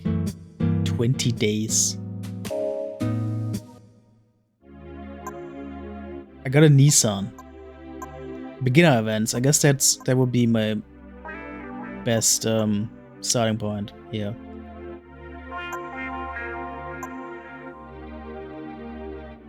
It's the courses that are unique to Gran Turismo. I don't really understand. So there are these event types based on difficulty. Then you also just have, I don't know, other races floating around. I don't really understand the structure here.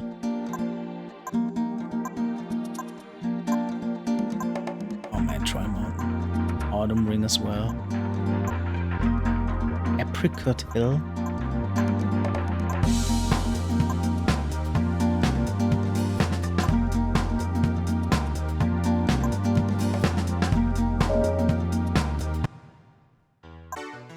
Like, are these just joyrides, or is there actually a progression attached to these? I have no idea. I cannot tell. Japanese events. Driving parks, best specially designed courses to test specific settings and practice driving. And we got actually a jukebox I would be interested to look at. Call Me Superbad Parts 1 to 3 Gran Turismo 4 Pop Rocks Remix. Is that how do I Van Halen? Oh yeah, the Panama song was in the intro. Right. Jimmy Eat World Judas Priest? Wait, what?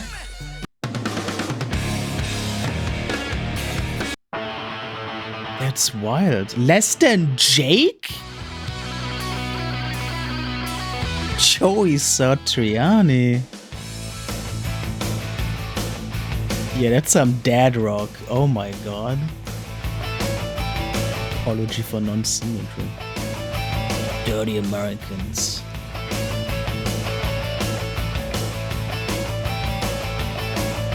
The Roots. And fucking Will I Am twice. What?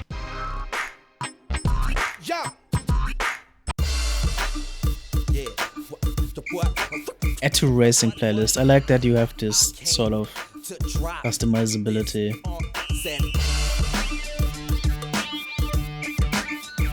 Woodsy and Friends.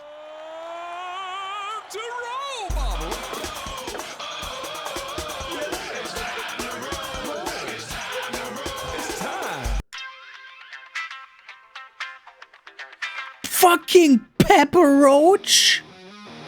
Bro, add that shit to the racing playlist tenfold. I guess right now there's probably just everything in the racing playlist, right?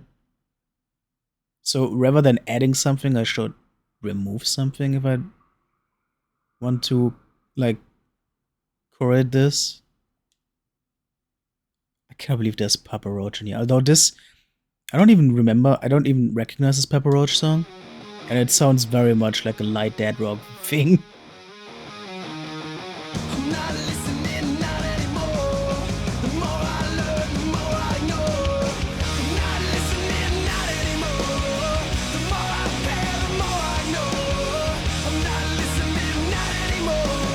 Johann Sebastian Bach.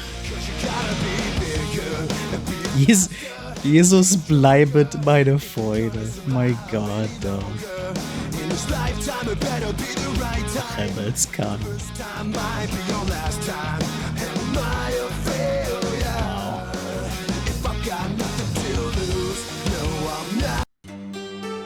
That Pepper Roach song, I wouldn't even like recognize it as a Pepper Roach song. That sounds so weak. But I'm gonna just leave it as is for now. Definitely shuffle. I mean, that's probably just for the jukebox listening. I'm gonna assume in the race, the music is randomized. Either way, I hope. Endurance events, specially designed races of extended race distance. City courses. This again, like city courses and like original circuits. Are these like actually progress things? I cannot tell. Or is this just like single race free play? New York.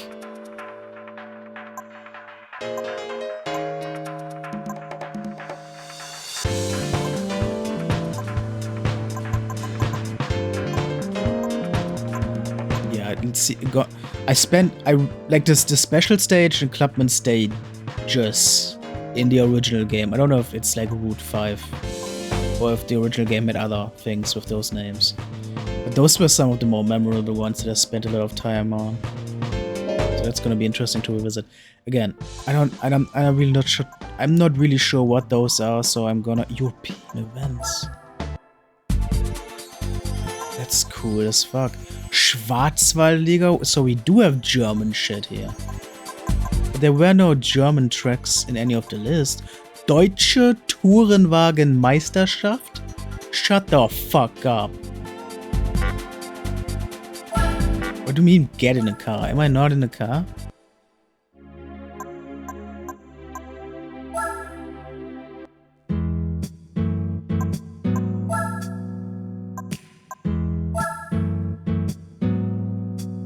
Okay. And I guess it auto-saved.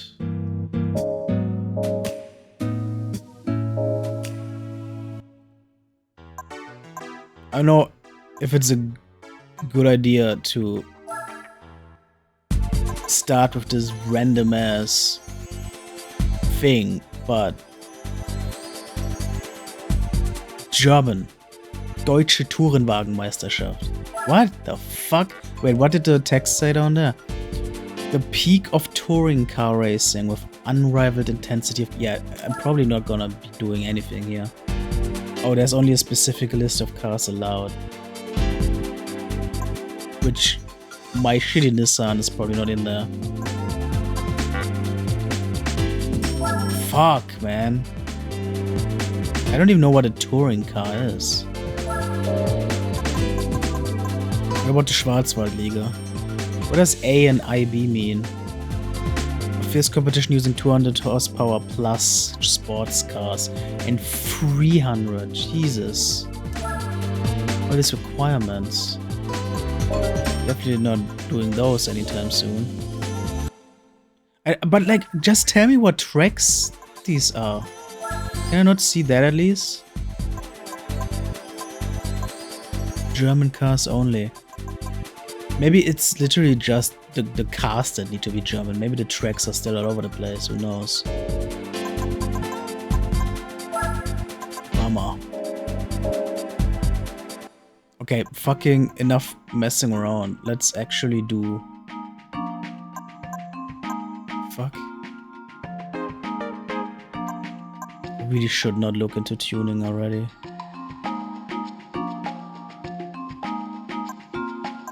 Driving missions. Participate in a range of racing challenges.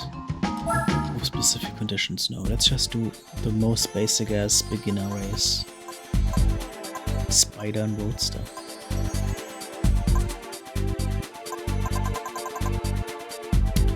Free races Sunday Cup. Let's fucking do this. All cars permitted. 30,000 credits. Price. Max price.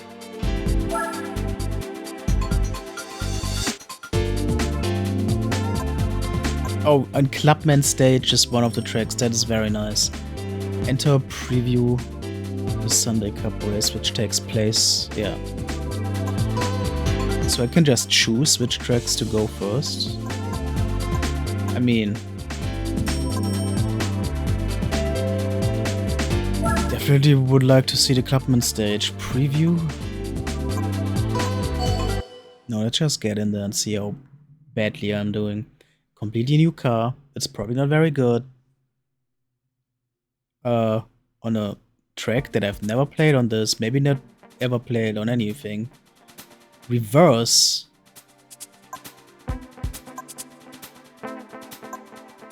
What are the settings here again? Just a regular stuff? Oh god, no, it's car shit. I have no idea. Look at all of this shit, man. See, this is the stuff that is just intimidating me, because I have no idea what any of this means. Let alone the willpower to learn. Thankfully there are no actual options here.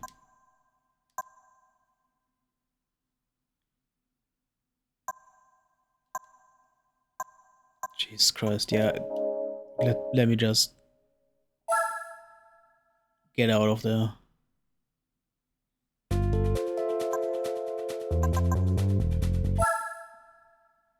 I do not actually expect to like do well on this.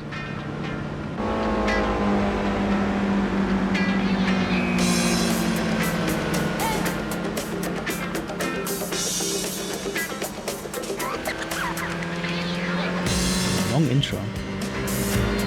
So running start with you being last is kind of mean. Look at, they're already like leaving me behind.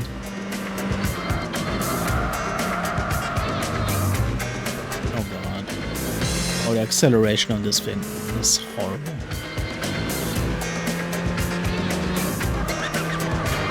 I don't know if you're supposed to be able to win this with this car. I don't know what you're supposed to do with this car that you're getting.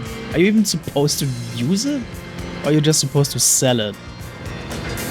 Or am I supposed to put my $10,000 budget into tuning this shit? Is that even worth it? Who the fuck knows? Wow. Yeah, but I am not getting a podium spot. This is, I'm actually think I'm gonna be dead last.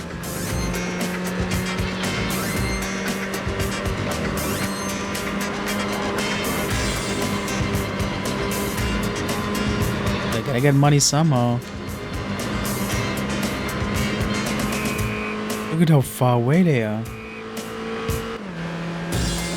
I actually don't think I have a shot here.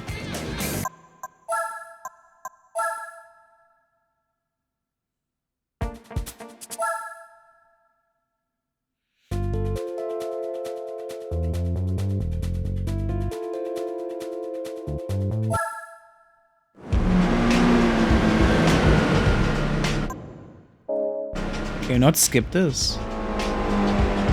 It's very long.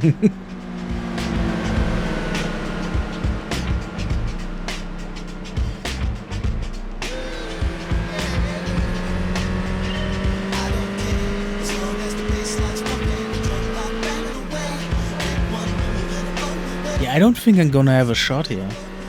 They are just plain and simple better equipped for racing than my shit here.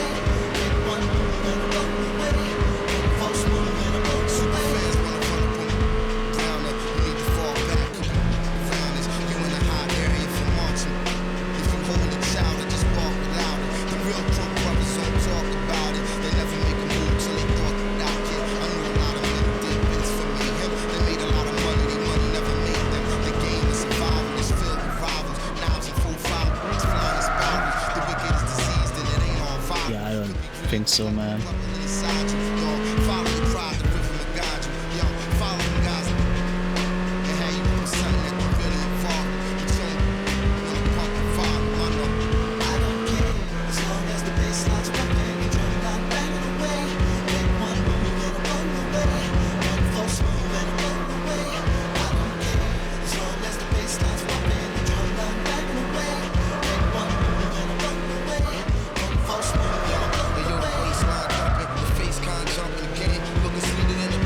No, this is not possible.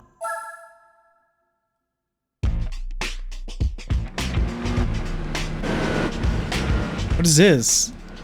What? Get me out of here. I genuinely don't think this is possible with this car. Unless you're like a master fucking driver. I genuinely think I have to either do something else or get a different car.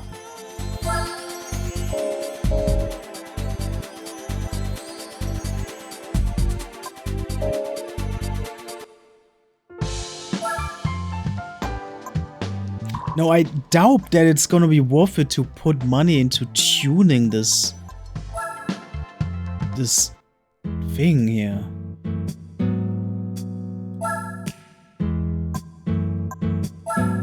$89 horsepower. 14 torque, whatever, 4,000 RPM.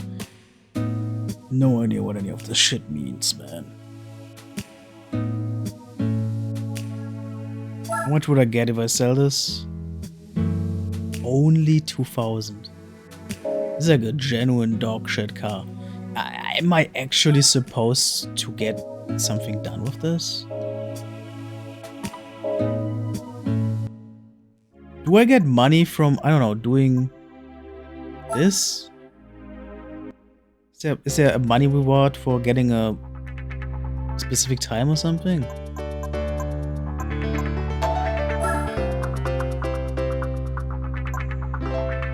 Participate in a track meet with many other cars to practice and perfect it. So no, this is just for fun. Automatically create an event at this track. Yeah, so this is like this is just for fun. There's no progress, there's no reward, it's just for fun. Automatically creates events to suit the performance of your car. See, this makes sense. International B license required, so I can't even do that. I think the licenses you can just start gating whenever, but like there must be something I can do with my B license and this shit car. Don't want to tune this thing though. I think that's a trap. I feel like that must be just a budget waste. So what about buying? Surely there's some budget car that's worth it.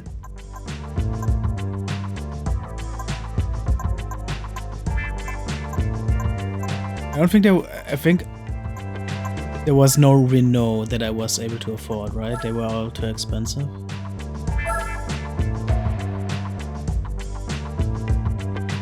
Yeah, they started 26,000. And the used car dealers, do they change their repertoire? I mean, there's a day count, so time passes in the game. So do they change their shit? Yeah.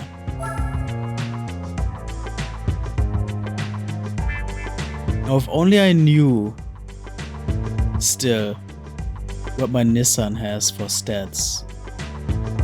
If I could like just compare it here or whatever. Because I did not memorize that. Let me go back to my garage. Take a fucking note of the Nissan tech stats and then compare with what I can afford at the shop to see if I can get anything that on paper at least seems more potent. I'm taking a picture here, hold on. Okay.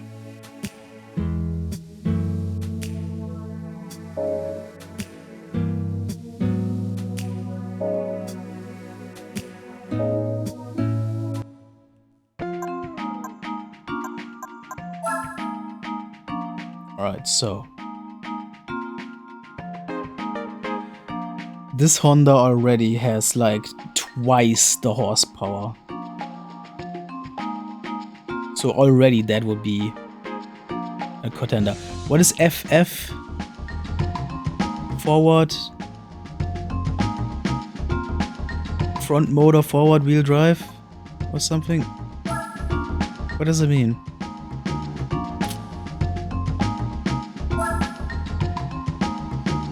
It's just a history lesson, man. Pocket rocket. What the fuck? This little Civic variant was the quintessential giant killer and spawned the name Pocket Rocket. What? This doesn't go in anyone's pockets. What do you say? So this is a contender. Just on paper. This has all the higher numbers. Fiat Panda. The Fiat Panda is much worse though. So if these car sales, man, like update their list every now and then, are these just like randomized? 200 horsepower. It's even better. Or like stronger at least.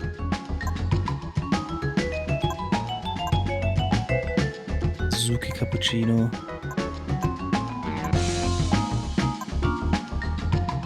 Nissan Skyline. That's a car name that I recognize from other games. I think this was pretty big in the Need for Speed games, wasn't it?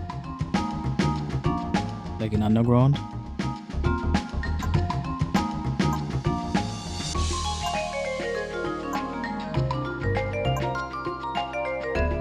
Yeah, definitely is a lot that I can afford. And a lot of them have better stats.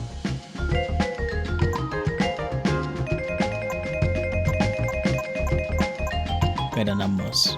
I don't know if they're actually gonna be better. Subaru Impreza is only, if I sell the Nissan, I'm like $1,000 away from getting a Subaru Impreza. Oh my god, man.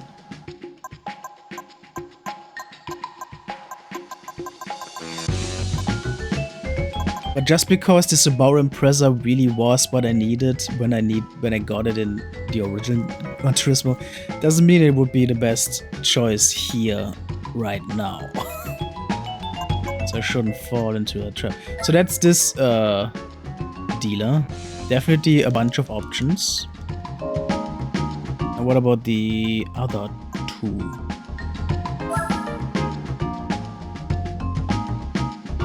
Yeah. A lot of much stronger cars that I can afford.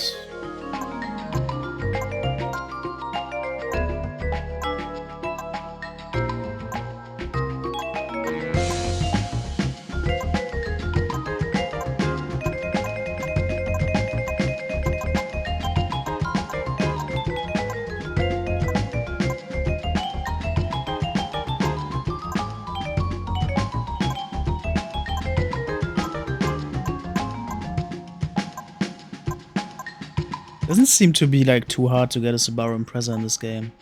I don't remember if it was actually that hard in the original game either, but I do remember it, like, I walked for that Subaru Impreza in the original game.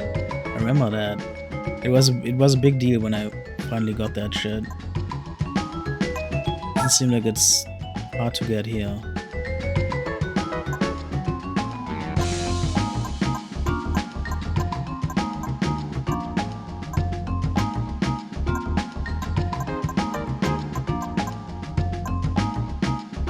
Okay.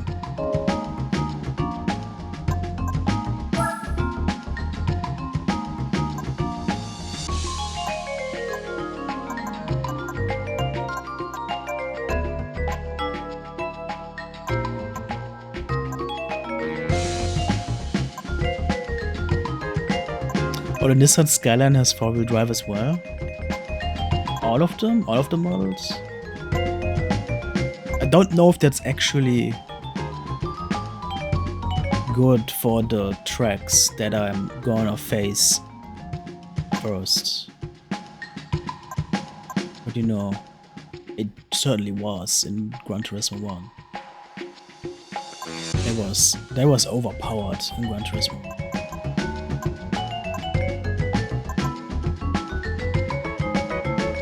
On a Prelude with 216 horsepower.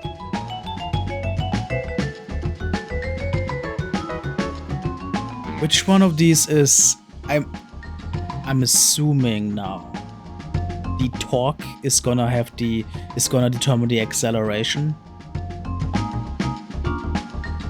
Is that, I don't fucking know, man.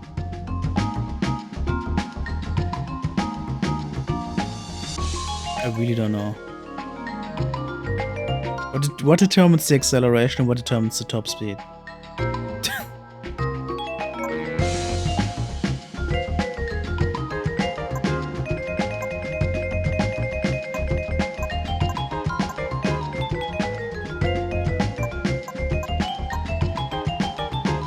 Mitsubishi Lancer for $12.99.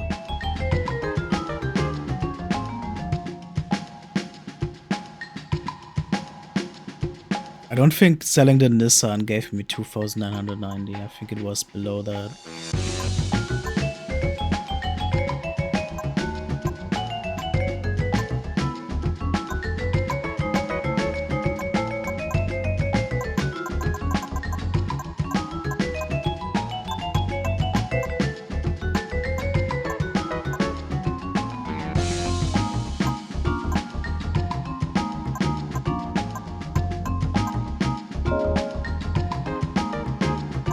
Nissan Lancer Evolution.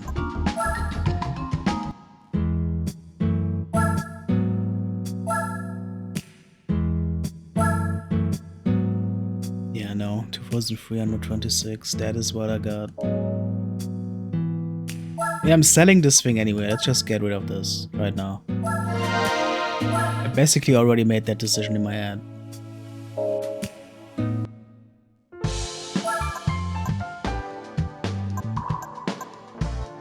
The question is just what I'm gonna buy.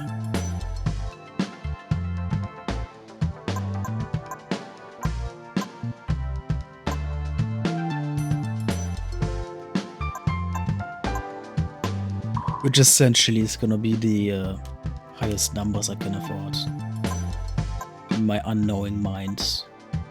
Which seems to be this Nissan Skyline. I don't think I've seen anything bigger in my price range.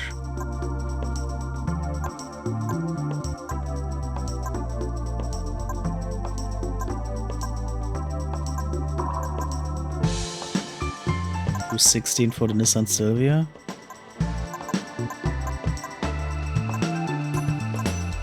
Oh, yeah. Great. Nissan Silvia is what I'm looking at, not the Skyline. It says 212. The other is 216. In a lovely green. So that's the 250. Oh, I can afford a Mitsubishi Lancer Evolution. It has a 4-wheel drive. Am I gonna regret putting all my money into this? I don't know. But that seems very enticing. Yeah, I'm just gonna give it a shot. There it is. In a boring white color. Scotia white. A legend was born in September 1992 when Mitsubishi took the covers of a new machine that would take the place of the heralded gallant in the World Rally Circuit, I believe. Yeah. With a 4-wheel drive, I'm not surprised that this is a legend in a rally thing. So again, I don't know if this is actually a good choice for street racing, but I wanna believe that its horsepower and strength, at least in the beginner races, are gonna make up for some lack in dynamicism or whatever. 80,000 kilometers on it, Jesus Christ. Let's give this a shot. Fuck it. Yeah.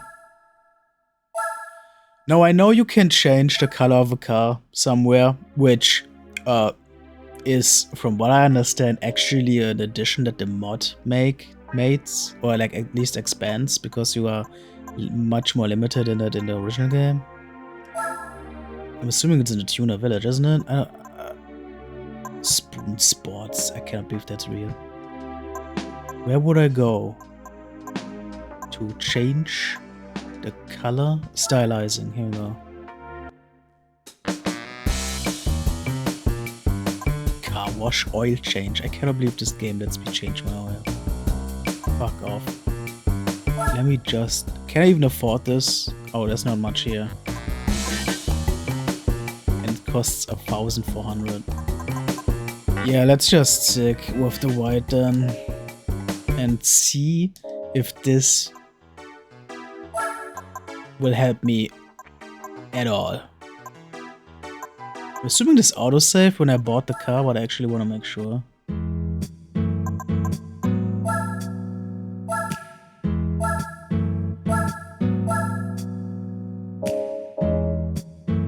Okay, fucking hell.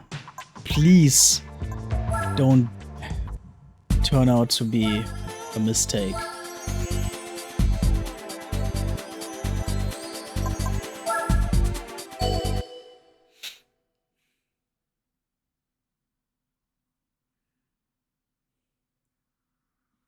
Fuck. Already 2.5 hours on the clock with this game, Jesus Christ.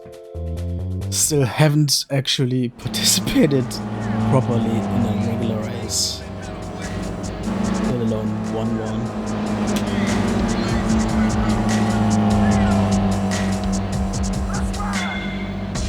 Such a long intro. So at least they are not already like zooming away. So that's already huge. Oh my god. Yeah, I already, like, I'm driving like shit, but I'm already like, it's clear that I actually have a chance now. Yeah, now I'm actually like able to compete. This was a good decision for now. Unclear if this car is actually gonna hold its weight, like, you know, for long. But I think for now this was not a bad decision anymore. I'm actually driving a race, man, that's crazy. Acceleration still sucks on this thing though.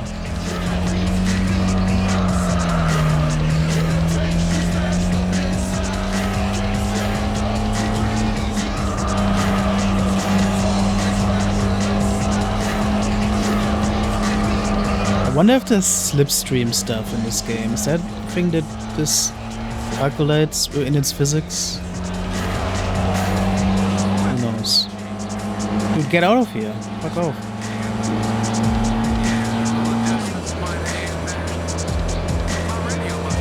Also, this track, again, this is what I believe to be a Gran Turismo 1 track.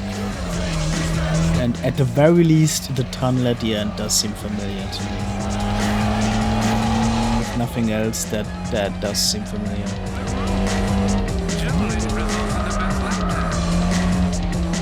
This is musing, man. Eventually, I'm just gonna hit a point where I'm gonna mute the music and listen to podcasts or whatever while doing this. The same way as I did with the original Gran Turismo, and really this is the way that I do it with most racing games. But for now, listening to the soundtrack, very corny selection it seems. Even I love Papa Roach, but even the Papa Roach song didn't seem like a banger.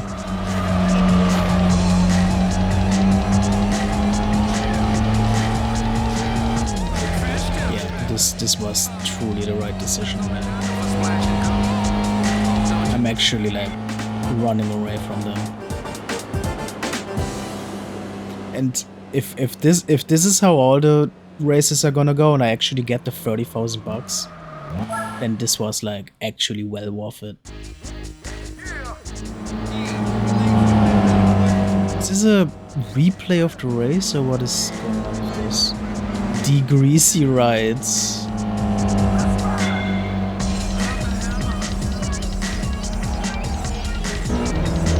I love that the replay is actually including this long ass intro where I remember back. How do I get out of here? I remember back in the day when I visited like my childhood friend in the neighborhood who had all the cool games and whatever. That's where I, for the first time, even saw Gran Turismo on the PlayStation 1, the original. And I remember I only wanted to play Gran Turismo because I was obsessed with the replay feature and seeing a recording of what I did. And that just tickled my brain. I didn't really care about the game itself. So that's done, right? Let's exit and get to the other track. And let's see if that goes as well.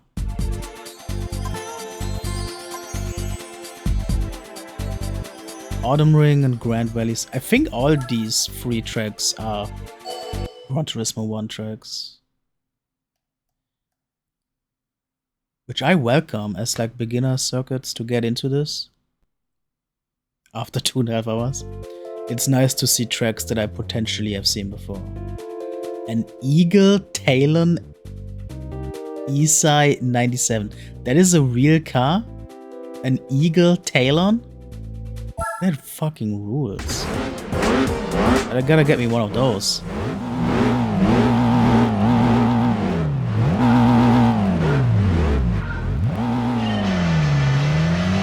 Oh my god. So, okay, this track, it's actually funny. Yeah, this wasn't Gran Turismo 1, but I actually right now recognize this from Ballistic NG, that like anti-grav racing game. Because somebody turned this the original PlayStation 1 version of this track, somebody made for as a mod for Ballistic NG. And I remember like battling it out as an endurance race with a friend on that track. So anti-grav racing on this track. The PlayStation 1 version at least. And that's what I'm comparing this now because that's the most recent memory I have of this. Yeah, oh my god, that's so funny to see it now.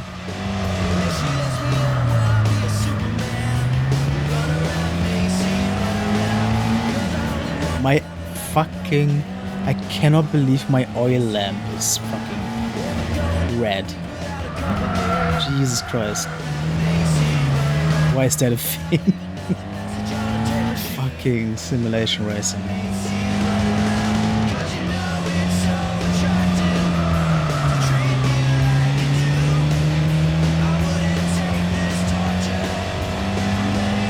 I mean, what is actually the consequences of that? Would my engine blow up at some point or something? What would be the consequence if I ignored that oil lamp in the game?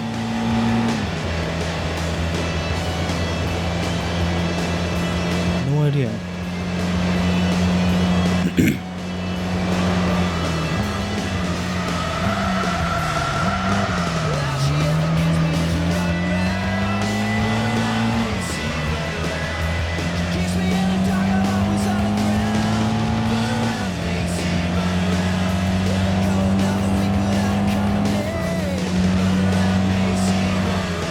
It is crazy though.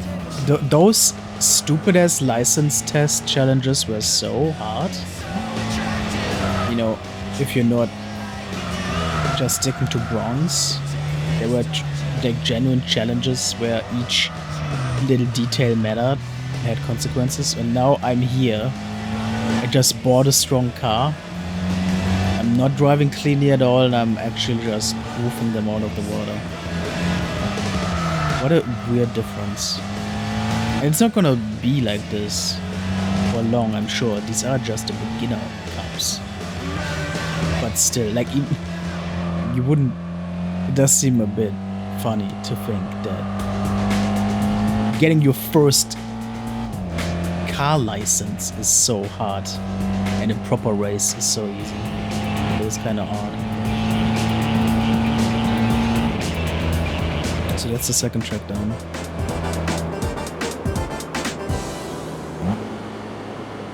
Yeah, I truly made the right decision with this car. Fuck.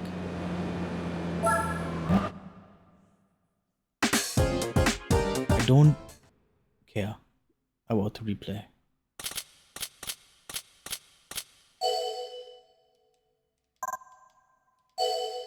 Already getting my money back too, man. It's really working out well. Final track. Then it's finally off to bed. Fucking already past midnight on a Monday. Let's see if I remember Autumn Ring as well.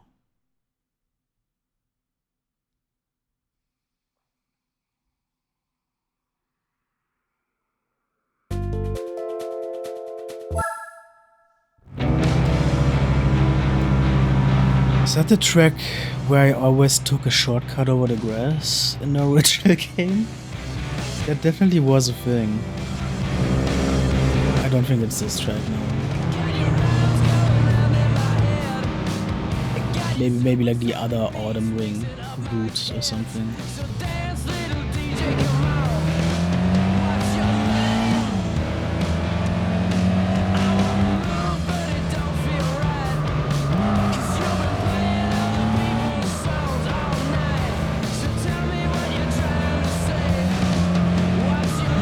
Looks nice.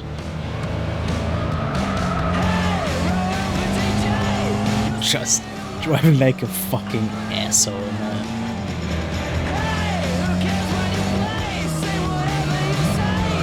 This is so much more casual and low stakes than a goddamn license. It is, oh, Jesus Christ.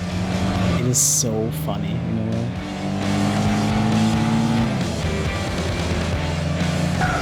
my god, dude, get out of here, Jesus. I'm genuinely driving like an asshole. Every like proper racing organization would immediately disqualify me.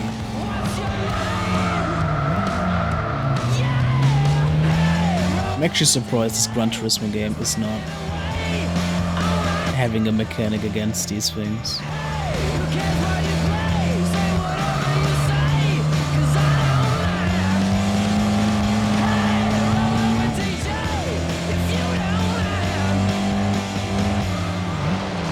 Like even this.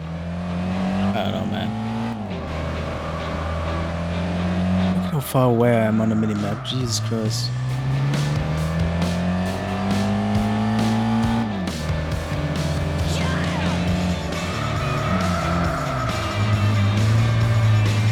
I'm telling you, man, 4-wheel drive in a Gran Turismo game goes hard as fuck.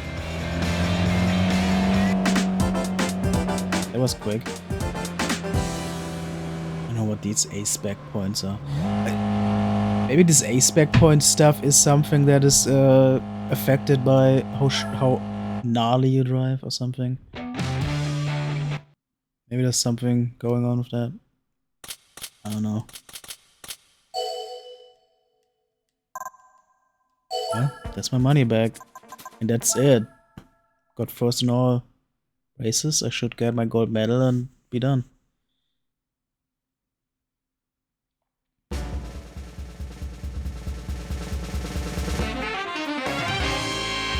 Oh, I get a car as well.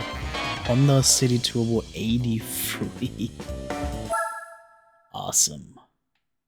More money to resell. More shit to resell. But that was fun. To receive another prize car, you need to clear these records. No,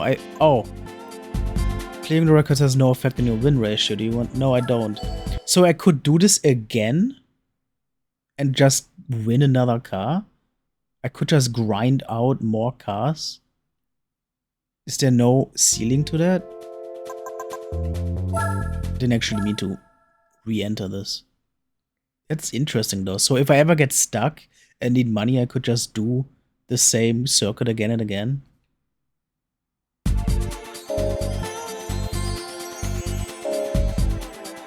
Anyway, so that, yeah, okay. I did the first license, I did the first circuit and won gold. I got my first cars. I should call it a day. Adored. Let me look around a little bit more. Wait, I have 11,000.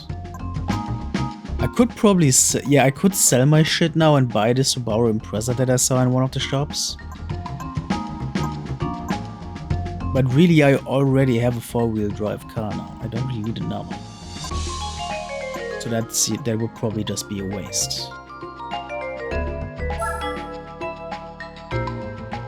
As much as I love the Subaru Impreza, I probably don't actually need it.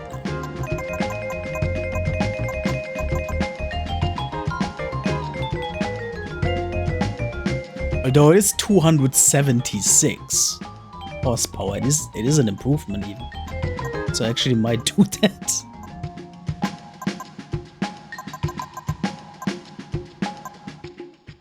And it has less mileage as well. You know what? I might actually get the Subaru Impreza. This one has even less mileage, but 18,000 is. I mean, I could also just, I guess, do the thing again and win another car and whatever. Like, it seems really easy to get money, which is surprising to me. There's so many of these Subaru Imprezas in this shop. I don't even know which one to get.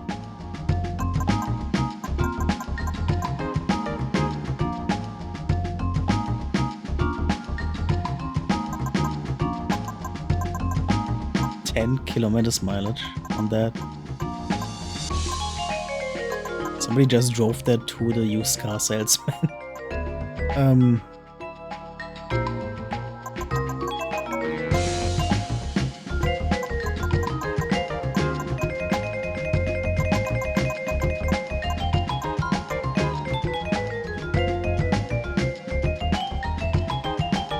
they have different names, they're different models, but they don't seem to actually have different stats.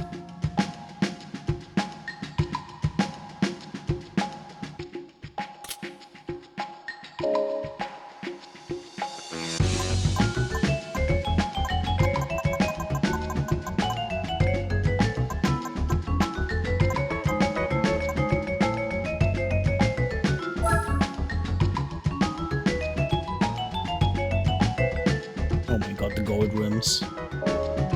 Fuck me, man.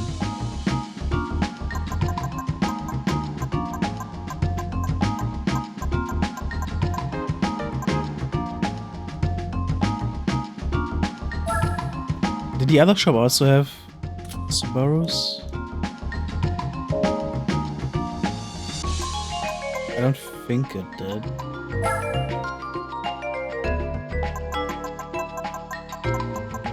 It's weird that you can't sort these by, I don't know, manufacturer, name, price, anything. It's odd. Here's another Subaru that's even cheaper. 271. I think the others had 276. So this is a slightly different one.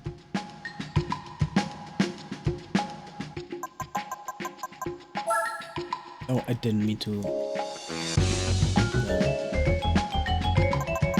Why do they even have two different car dealers?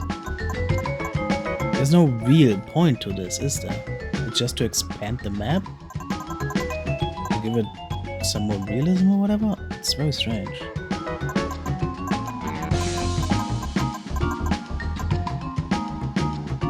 So, this is 276. I'm looking at my phone here. Took a picture of the other. It has 271. But the other one has more RPM. No, they have the same RPM. No, they are the same except for those 5 horsepower difference. Strange. So this one here would be the one that I bought. I need 14,595 if I sell a car.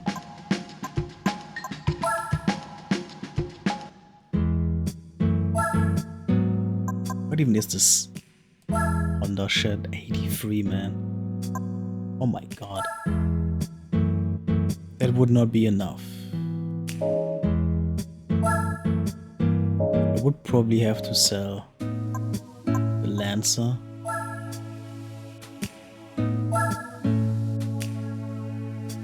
It's not enough either. Wow, okay. I mean, I guess I could just sell both. Yeah, probably not like the most I don't know, financially viable thing to do. There's probably better strategic resource management ways to handle this. But I don't know. I don't really have something to lose here. Whatever. Let me just get the Subaru Impreza. Seems like a strong car for quick price. It's only slightly higher in the stats than this car here. But like, why not? And the beginner races don't seem to be much of a challenge either. So it's not like I need every bit of budget right now. Yeah, I'm gonna sell both of these cars and get the Subaru.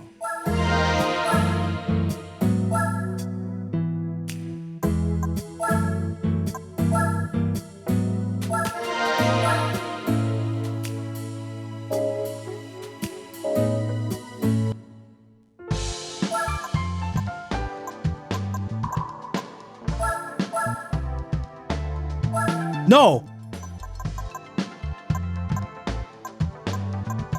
Don't fucking say that.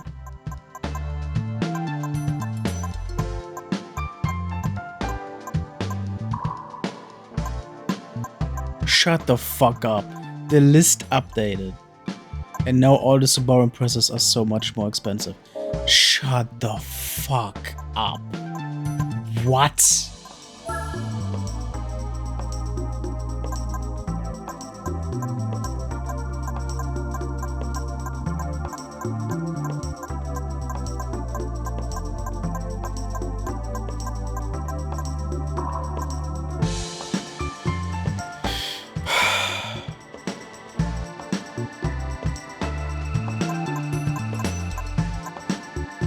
Here we go. Thank God that thing is still here. That is not the one that I want. The one that I wanted to buy with the 5 horsepower more in the other shop is gone.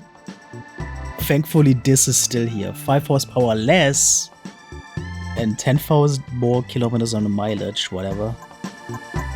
But at least that is still here, because otherwise there would have been...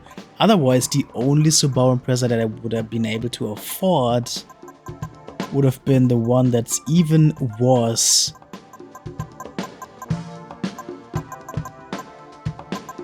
Where was it?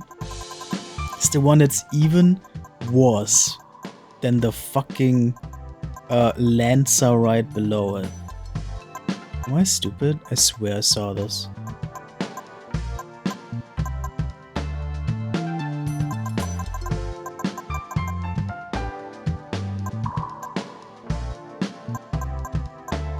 I think I'm stupid, actually. I thought there was like a shitty Subaru Impreza. Anyway, I guess I'll take the Subaru Impreza there that's still available, thank fuck. This is what I was, you know, only 246 HP for whatever reason, and then the Lancer, the car that I just sold, although the one that I had was not as high in stats, would have like made this Subaru Impreza unreasonable. But thank God there's at least this thing. Not what I wanted, but this the second next thing. What a fucking outrage, though. You sell a car and all of a sudden the thing you want to buy is gone. Jesus Christ, man. Yeah, so there we go. Subaru Impreza, my beloved. I really just I traded 2 cars against this one for honestly like a sort of minimal upgrade in the end. But again, like, stakes are still low. I can still make these sort of things, sort of flippant decisions. Surely we have better paint jobs for this one, right?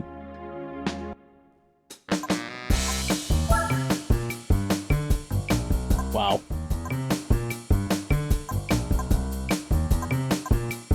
Silver, white, and red. That sucks, man. No. That is so lame. I don't know why you can't just paint every car in every car.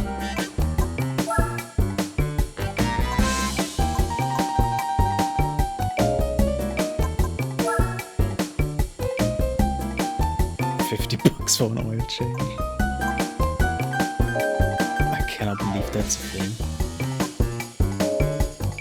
So now I bought a Subaru Impreza. Now I mean, I said I wanted to go to bed, and I do need to go to bed, but having a Subaru Impreza now, I can't just turn off the game after that. I mean, it's just a free race circuit here. Let's just do that. Although I think this is specific for I think front wheel drive. Oh, here we go. We have a specific 4-wheel drive challenge. Hey, let's fucking go. That sounds fun. We got the Grand Valley again, then we got Apricot Hill and El Capitan. So one familiar, 2 new. And I don't even think... I think these 2 are genuinely completely new to me. I don't think those were in the original Gran Turismo. Alright, 271 horsepower. A Land Rover.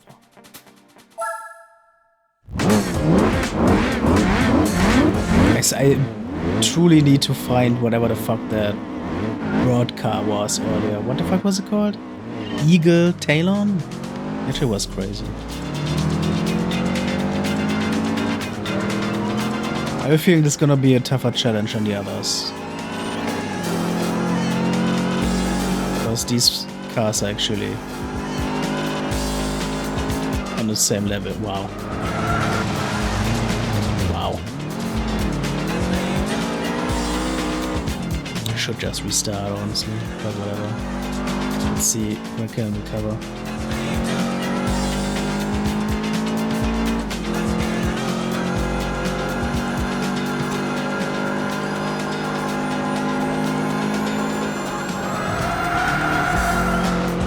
Like that, that's for sure.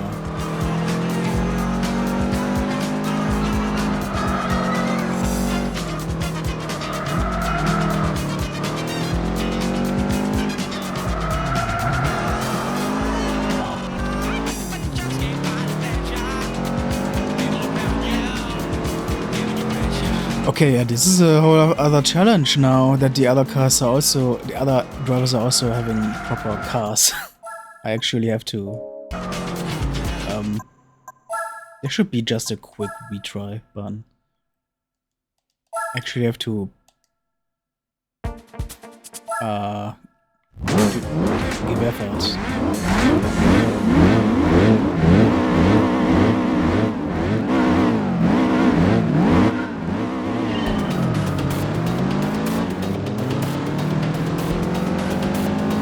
Why is the oil lamp already red? Wasn't it just fine when I was at the shop?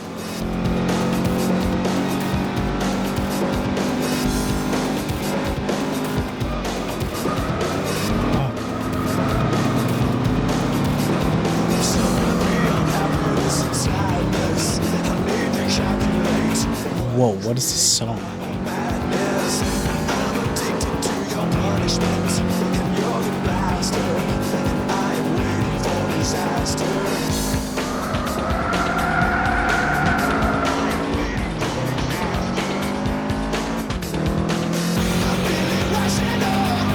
This is a remix of a song that I know.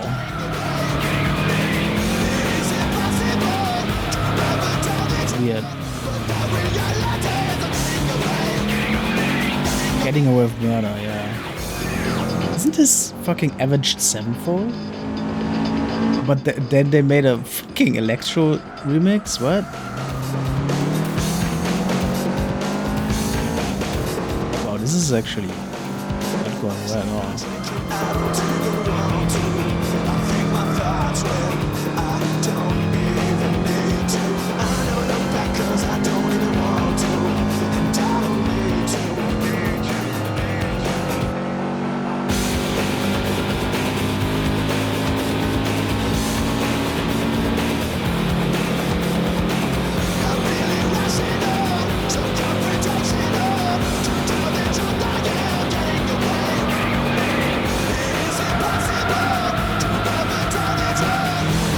I really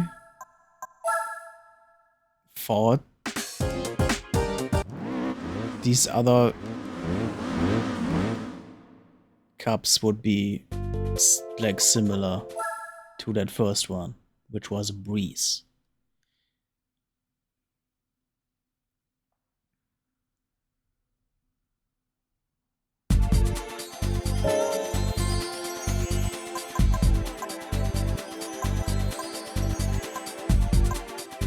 These are also specific.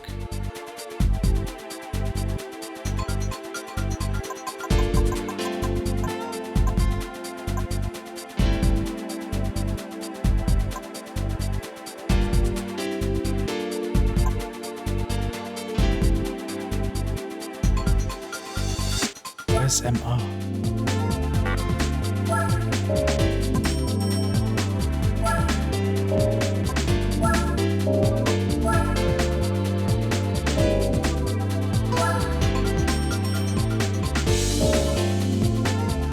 Fight for victory with the compact, lightweight, four-cylinder layout. All cars permitted. Try Mountain!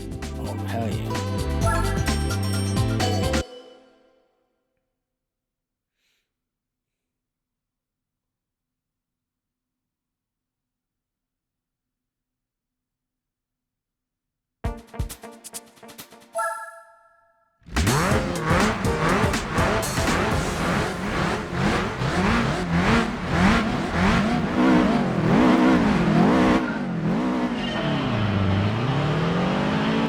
Alright, here we go. And it seems again to be more like that first cup. Thank God.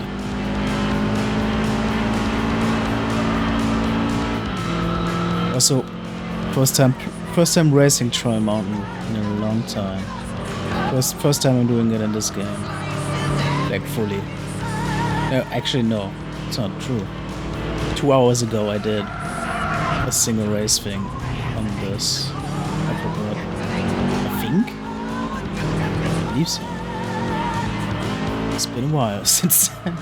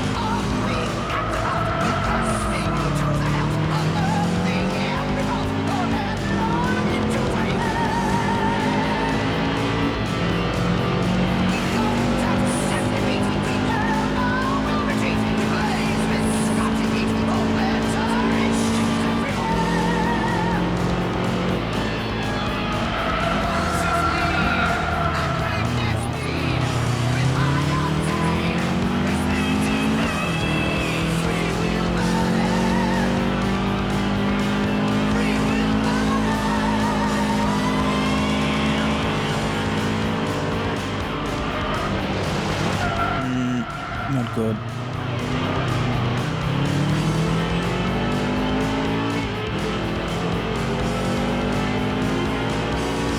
The fact that I'm still first despite driving like this is crazy. There really must be a huge difference in the cars. Oh, this is the... Yeah, Trine Mountain is the one that I took the shortcut over the grass a lot. That's what I was thinking of.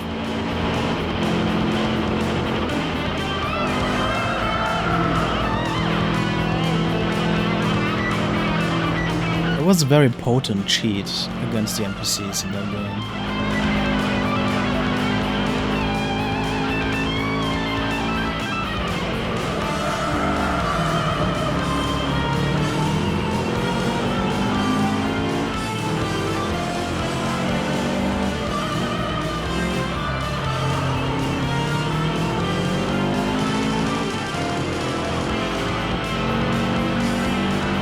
Oh, there's still the monkey on the branch. I just saw that. I'm pretty sure that was in the original game as well.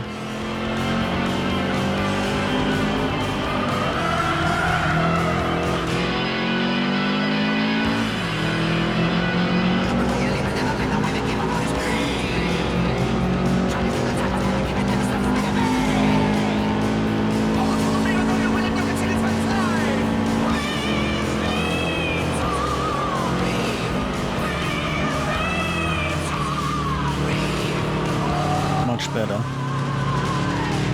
in the last lap.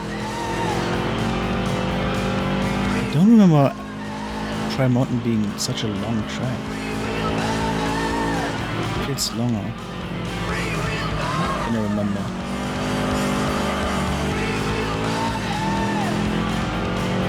Look at that background there. The boat in the lake. Oh man. Oh fuck. Don't fuck up. So short before the goal. Okay, but they were 8 seconds behind me. That really doesn't seem to matter. And I got the epic grass cheat. Very unnecessary at that point, but whatever. And the song is perfectly ending. Wow. What are these Spec points, man?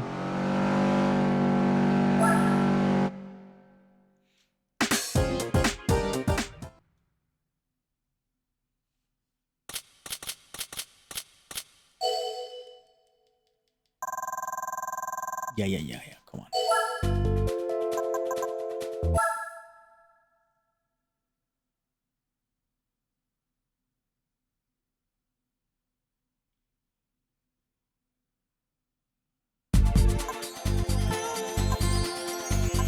I don't think those two remaining tracks are not original Gran Turismo tracks. So these are both gonna be, aside from the license track challenge bits, these are gonna be completely new to me.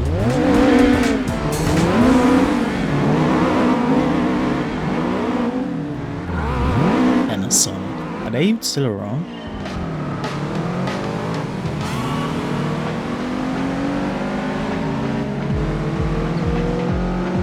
A wild assortment of cars in this race. With some very tight corners in this track.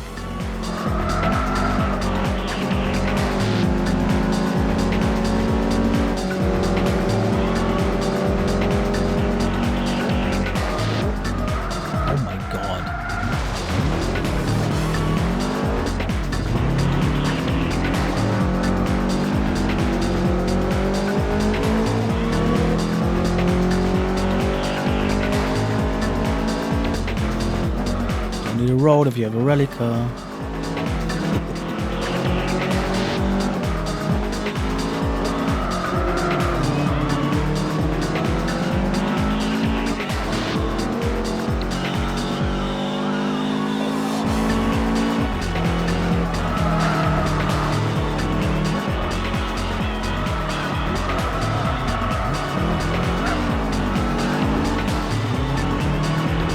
It is funny to me how this has the this car, the Subaru Impreza, has the most basic ass paint job, but still the gold rims.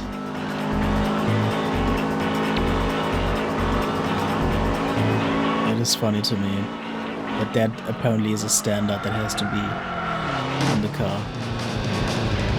Oh, that was bad.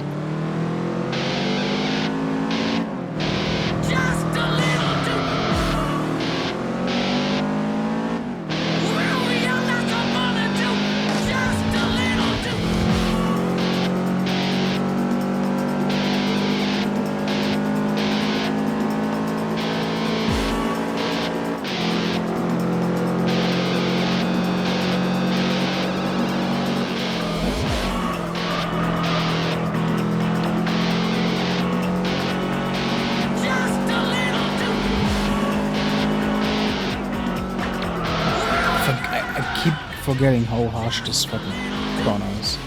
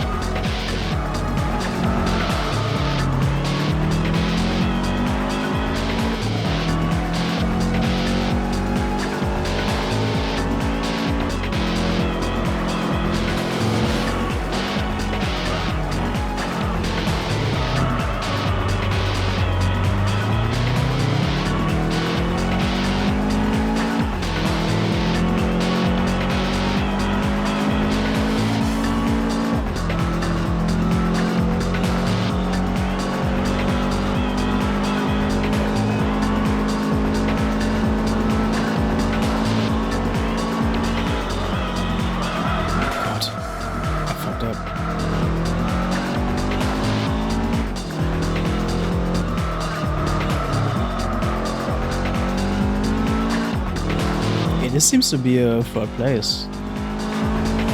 Oh. It's not able to recover. 0 points. Lost against the Renault.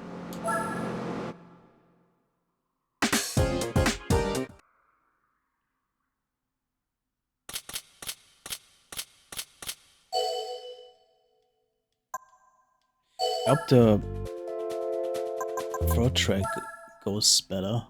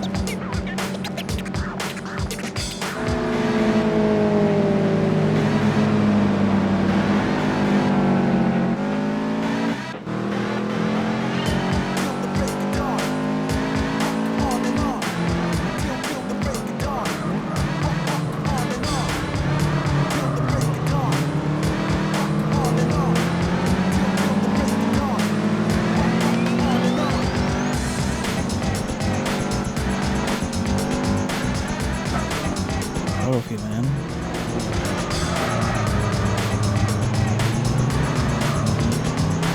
Jesus Christ. This fucking car.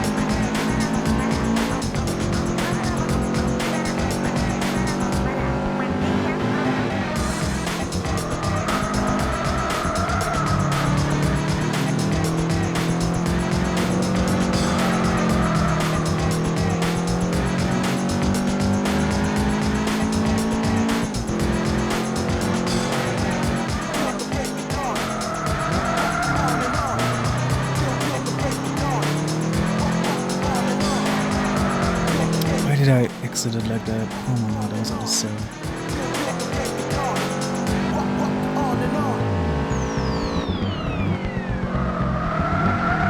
Oh my god, dude, I can't believe that.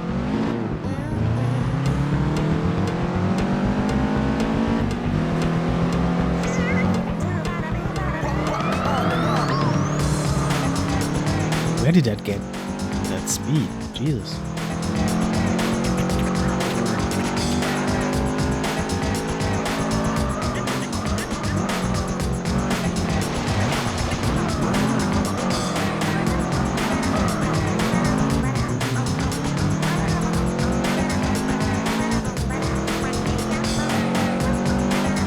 First place is absolutely wrong. Jesus Christ.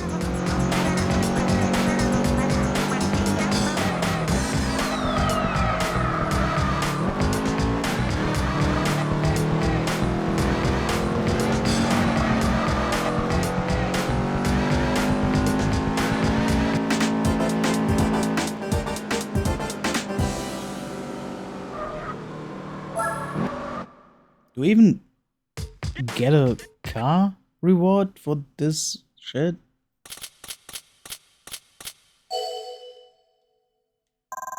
I really need to go to bed. Fuck me.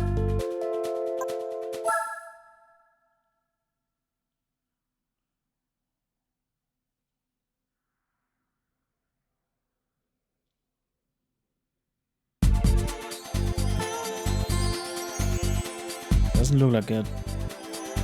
Is this genuinely a gold medal requirement? Like you have to get first on all to get the car?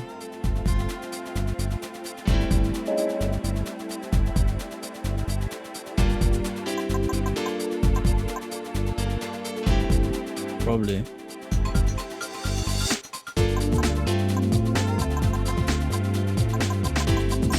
Yeah, either way, like I gotta actually finally be done for today. This was over 3 hours now. Oh, that's not where I wanted to go. I think it did just autosave. I think I saw that pop up. But just to make sure. Manual save, and then I'm off. I'm out. Goodbye.